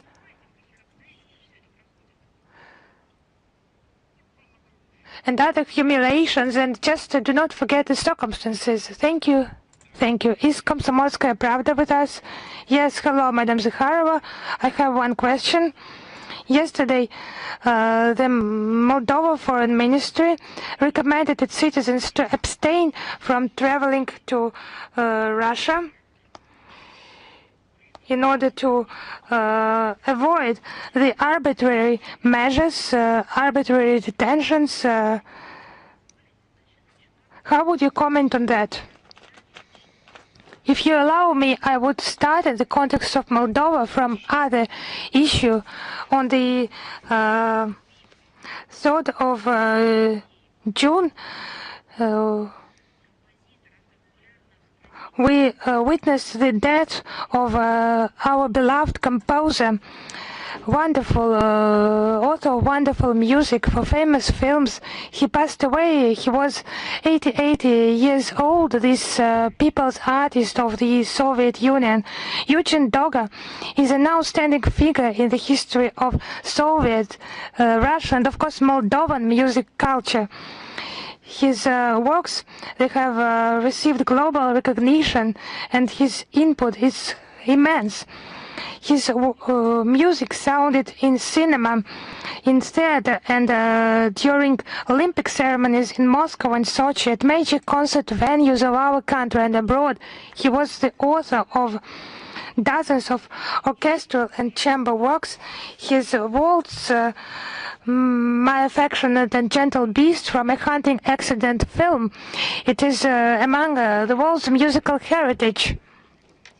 Since 1998, Eugene Doga was a citizen of the Russian Federation. He visited Moscow many times. He lived in Moscow for long periods. He underlined his links with Russia. So just let me quote one of his interviews. The majority of my works, Eugene Doga says, were written in Russia. Russian musical culture has an immense classical heritage, and the variety of traditions have a great experience, great performance experience, and they have been formed under the influence of this immensely rich culture. It has become a nourishing source for my works for my entire life, and has become part of my ethnical culture. This combination gives my music its special nature and makes it clear for a wider audience. These words, they just do not characterize only his works and his traditions, but those words should be left in the pages of modern history, in the articles of our modern interactive schoolbook, where they write about the cancellation of Russian culture, Russophobia, some Nuremberg ambitions to stifle the national identity, something like that, some accusations made against our country, some mad statements. So just have a look. This quotation is just the essence of what Russia is stating, on the basis of what it lives. It's just enriching the ethnical diversity of those who have some contact with the culture of Russia. As you know, Vladimir Putin expressed his condolences to the relatives of the composer. He said that the works of Eugene Doga, his enlightenment and charity activities are a bright page of our national culture. Yes, we have lost an outstanding figure, cultural figure, a real master whose works have become a part of our cultural space. We will never lose him as a person, as a creator of immortal works.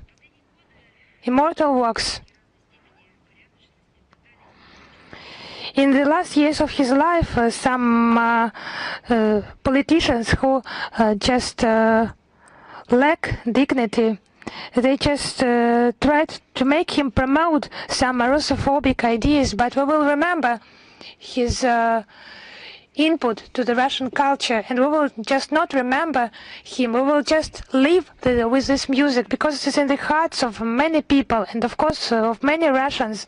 Why have I started with that? Because it should necessarily be mentioned. It's our common loss and pain, but it's our common achievement that those people have been such outstanding creators in our culture. And now your question.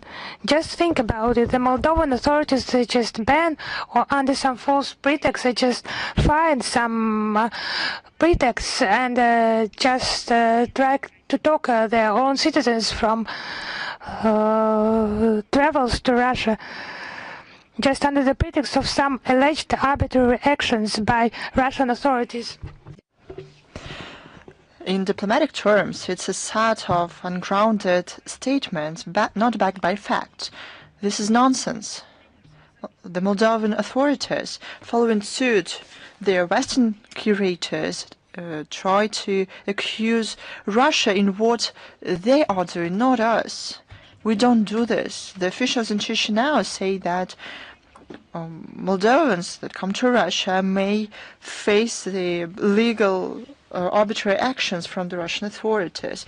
In practice, everything is vice versa. It is Russians who come to Moldova face in the airport of Chisinau with open discrimination.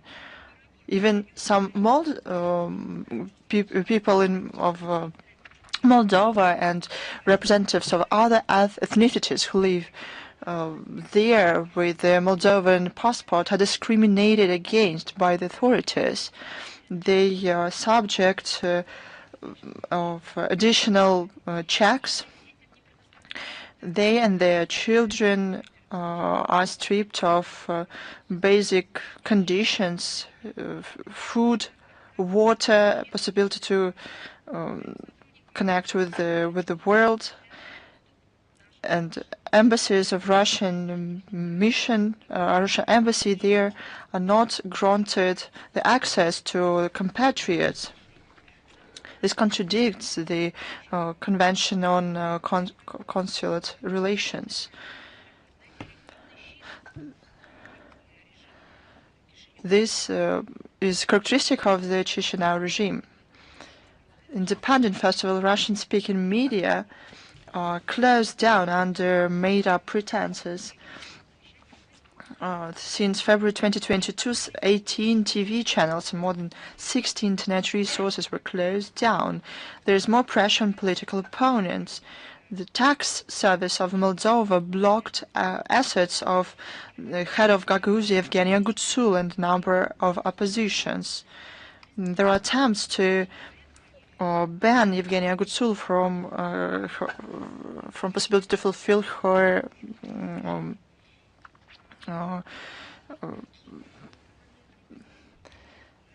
her work. It was not Russia who did not give people in Moldova to vote. Remember the lines that we had here in Russia. But it was the Moldovan authorities who did not give this opportunity to their own citizens. People want to have this right to vote. It's granted them by the Constitution. But people who come to Russia from Moldova, they are interesting and they are always welcome here. Russia has become a place where they studied, worked, or arrested. And this warning, I'm sure, it was laughed off in Moldova because a lot of people from Moldova come to Russia. Indeed, we have our own requirements, customs, and border checks, and they're effective, and they apply to not only to the people from Moldova, but every country has such rules. But they came up with the idea that Moldovans cannot enter Russia freely is absurd. Moldovans, those who visit Russia or live in Russia, or who have some friends and relatives in Russia, won't allow Chisinau to strip them of huge possibilities that cooperation with Russia opens for them. I would like to note that Russia's MFA on April 28th sent a note to proposing to hold bilateral consultations on a set of issues to do with border transition of the countries of the citizens of the countries. The consultations now will give an opportunity to discuss mutual problems, express criticism, but the Moldovan side did not respond to it. That is it. Citizens of Moldova should know what Sandu thinks about them. When we propose to go through the concerns or issues at the expert level, there's nothing. Probably now they're going to write something back, but we haven't heard from them since. Is Xinhua with us? Good afternoon, Madam Zakharova. Xinhua Agency. I have the following question. Recently, Russia started to show an animation film, Nezha, the Devil Boy Conquers the Dragon King. Do you plan to watch this film? Recently, Russia and China has been cooperating closely in cinema industry. What role, in your opinion, belongs to the cooperation in filmmaking for cooperation, mutual understanding between the countries? As you said, Russia-China cooperation in filmmaking has been developing gradually and dynamically. This track is in the focus of attention of our leaders. During the BRICS summit in Kazan, our heads of states talked about the development of joint filmmaking. During the official visit of China's President Xi Jinping to Moscow, the relevant agencies signed action plan until 2030. This document provides for a number of projects and measures to promote relevant contacts. And in early May, the delegation of filmmaking industry from China came to Russia. There have been 18th meeting of subcommission on cooperation in the filmmaking under the Russia-China Commission on Humanitarian Cooperation. In May, in Moscow, St. Petersburg, and Kazan hosted Festival of Chinese films. The Festival of Russian Films is been preparing in China. It is scheduled to take place in September. We welcome success of our Chinese partners in this sphere.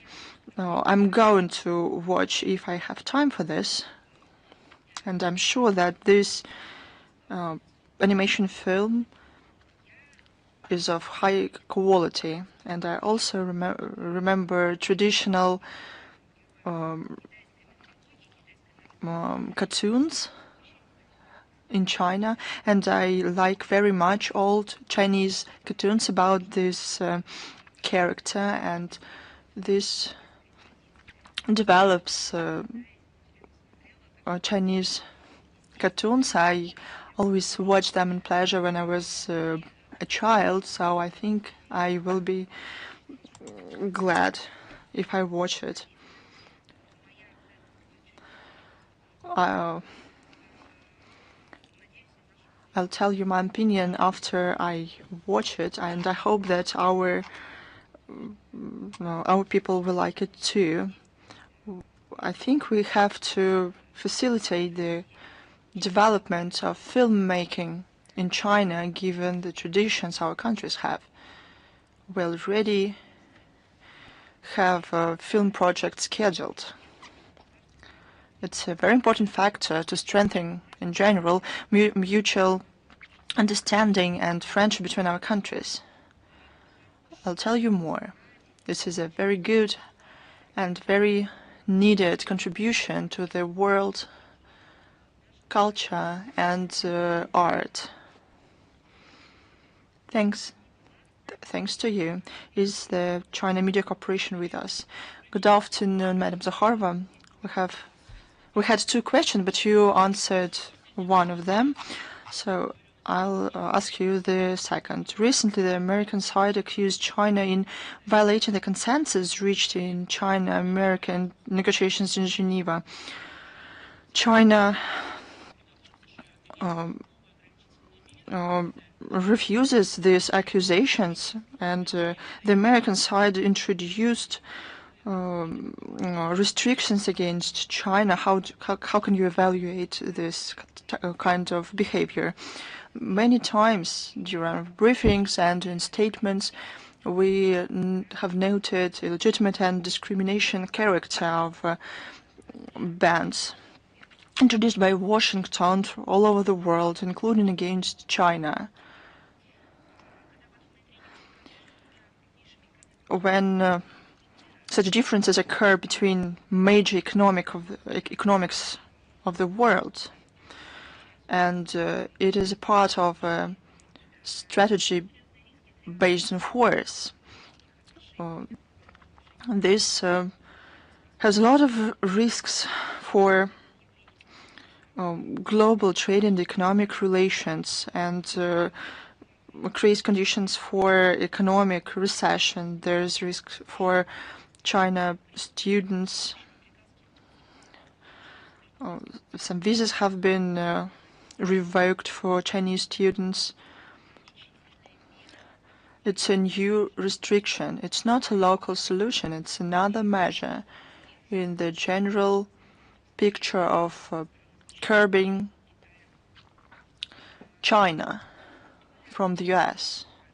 As far as I know, probably you can tell more details. The share of Chinese specialists in American high technology is huge. They asked them to come to the US. They promised prospects and so on, but that happened, something like this happens, and they're segregated against. You know, I have a certain proposal to Chinese students.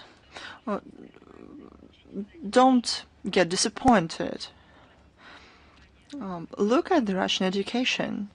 It is of high quality and very competitive in the world education. The Chinese students are received by universities both in capital and in other cities and in all regions of our country.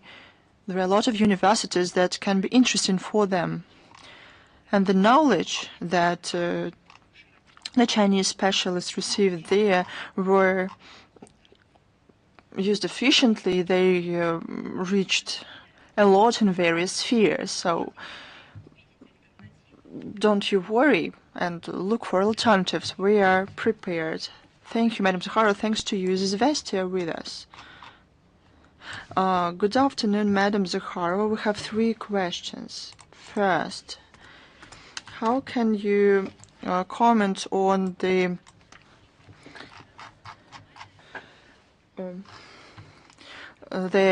Child Prize awarded to Ursula von der Leyen on May 29th? I only can say that earlier, in recent years, the nominees included Macron and Zelensky.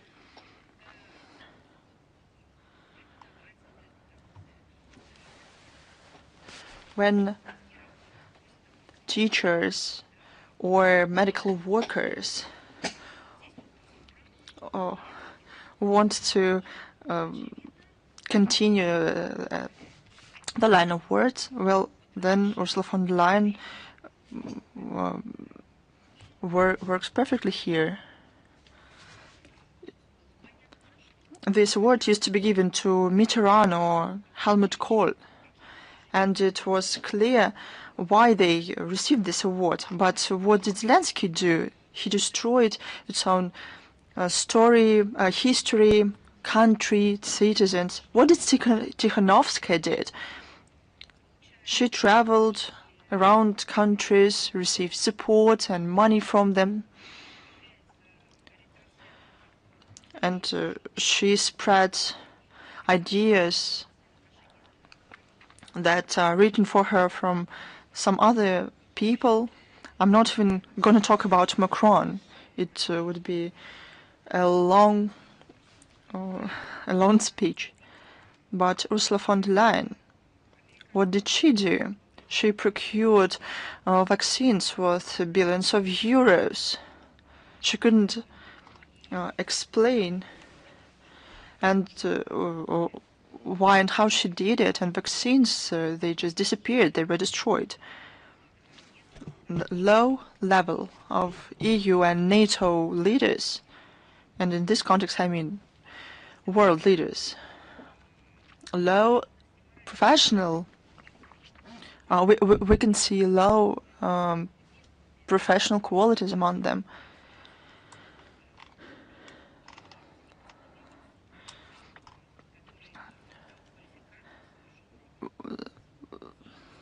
The court ruled the actions of Ursula von der Leyen illegitimate. But who's next? Somebody infamous, probably. The next question: what can you say about the outcomes of the presidential elections in Poland? We can see how for many years Russophobia was being spread there. And this became the uniting topic for Polish political elites. I mean, the anti-Russian consensus. Whoever won the presidential elections in this country, we don't see prospect for normalization of bilateral relations between our country until officials in Warsaw refuses the implementation of hostile towards Russia policies. The President Nawrocki distinguished himself only by the fact that he actively participated in taking down of memorials to Soviet liberators. And one more question: how do you evaluate the second round of negotiations in Istanbul? What are further prospects for that? We talked about it today already.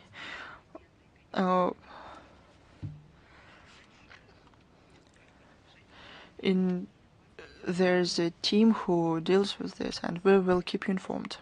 Thanks to you. Is news.ru with us? Good afternoon, Madam Zakharova. News.ru information portal. We have only one question. Can you comment on the election of the former Foreign Minister of Germany, Annalena Baerbock, as a president of the 80th session of the UNGA? The deputy permanent representative of Russia to the UN, Polanski, said that Baerbock received only 167 votes. It's not enough. Baerbock is a scandalous person. She had a scandalous career in her own country. Scandalous story. The story is scandalous, and she started her work at the UN with it. What the scandal was caused by? Well, sometimes by her not really successful career, but in her case, by the lack of professional experience and understanding of the sphere. She's not only working, but essentially she heads. Do you remember how her work at the foreign ministry of Germany collapsed? People in Germany recognized that it was a shame.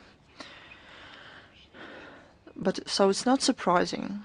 The whole Germany thinks where she can be sent, but in order not to think about her.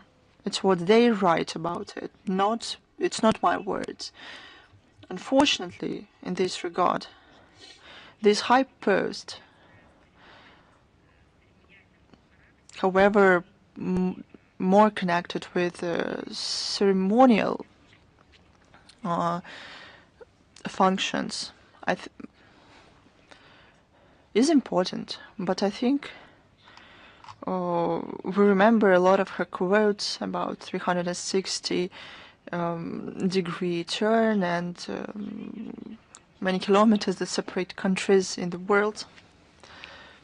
But this year, in the year of the anniversary of victory over Nazism,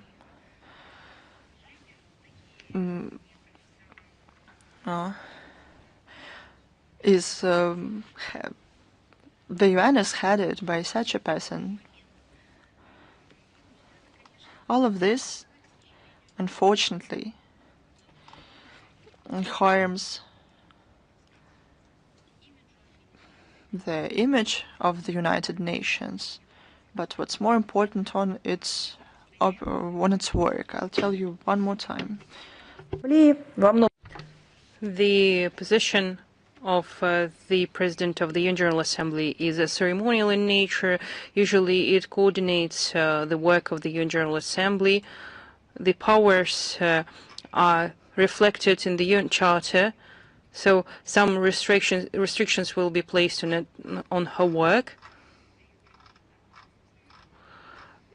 People before her worked in that position for 8 years, and decisions that are being taken by the UN General Assembly, these are the decisions taken by the UN member states. But as for the mandate, it is restricted to 1 year.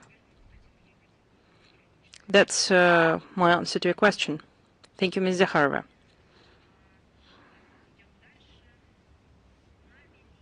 Moving on, Большая Asia, Greater Asia, please. Hello, Ms. Zakharova. Today we have one question for you. The Russian Foreign Ministry has been upholding the interests in Central Asia, but we see that China is gaining ground in this region. It's developing its own platform within the system of international affairs. Recently, they have published a draft agreement on forming and using the budget of the Central Asia-China Secretariat. Its summit is expected to take place this month in Astana. How this format is going to affect Russian interests in Central Asia, and how does it affect contacts between Moscow and Astana, Bishkek, Dushanbe, and Tashkent. Leaders of Russia and China during their talks in Moscow in May 2025 agreed to follow up on their efforts aimed at maintaining stability and gradual social and economic development in Central Asia region. This principled agreement is reflected in the joint statement made by Russian Federation and the Chinese People's Republic on further strengthening of relations of comprehensive partnership and strategic interaction made on May 8th. Russia is making its own significant contribution to this work by developing a stable, intensive bilateral, multilateral contact at the highest levels with our friends and allies in Central Asia. Despite a complicated geopolitical situation, we're actively developing our interaction in all areas, including trade, transportation, science, education, and culture. There is in these areas, Russia is one of the central and leading partners for Central Asian states, and of significant role is our mechanisms of CSTO, EU, CIS, SCO, as well as Russia Central Asia. And we're ready for the second summit in this format. Moscow.post, please. Yes, hello. We have only one question. have we finished with the incident when Finland accused Russia of violating its airspace when two Russian military aircrafts violated its airspace in the end of May? And are there any mechanisms of interaction between Finland and Russia that will help to minimize similar incidents? We're exchanging notes with regard to this incident, and our countries are carrying out all the necessary inspection activities, and we're exchanging information through the necessary diplomatic channels.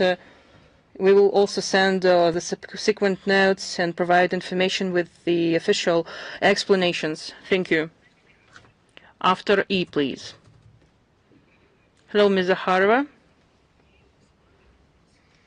So we have two questions for you. Given the recent events in the Middle East, does Russia view new opportunities for mediation between Iran and the United States so that we could renew an equitable balance of powers, given the fact that U.S. takes mediation efforts with regard to the settlement of the Ukrainian crisis? What initiatives are Russian diplomats ready to propose? We are concerned about the prospects of escalation of tensions around Iran, and that situation might turn into a full-fledged confrontation. We're reading statements made by Western officials that all of that is fraught with dire consequences for the Middle East and for the whole world at large.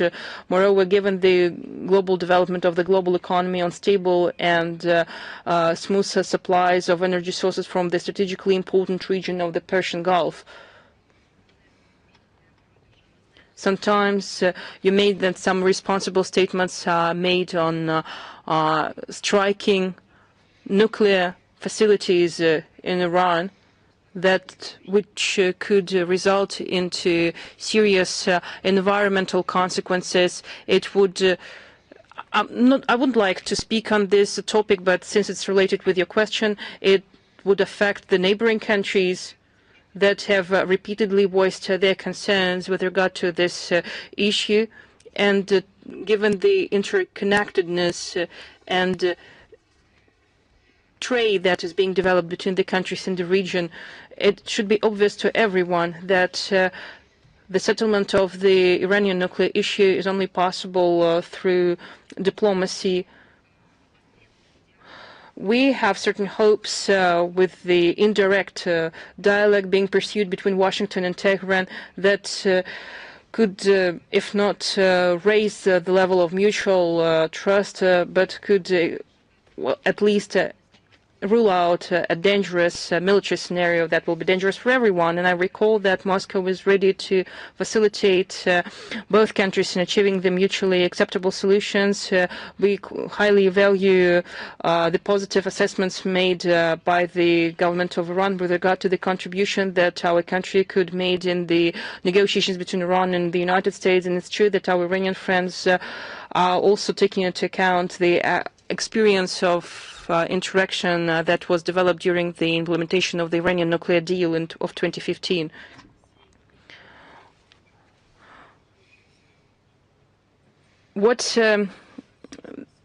How the Russian Foreign Ministry could assess the effectiveness of its information work of our country at the international stage, given the ongoing information wars and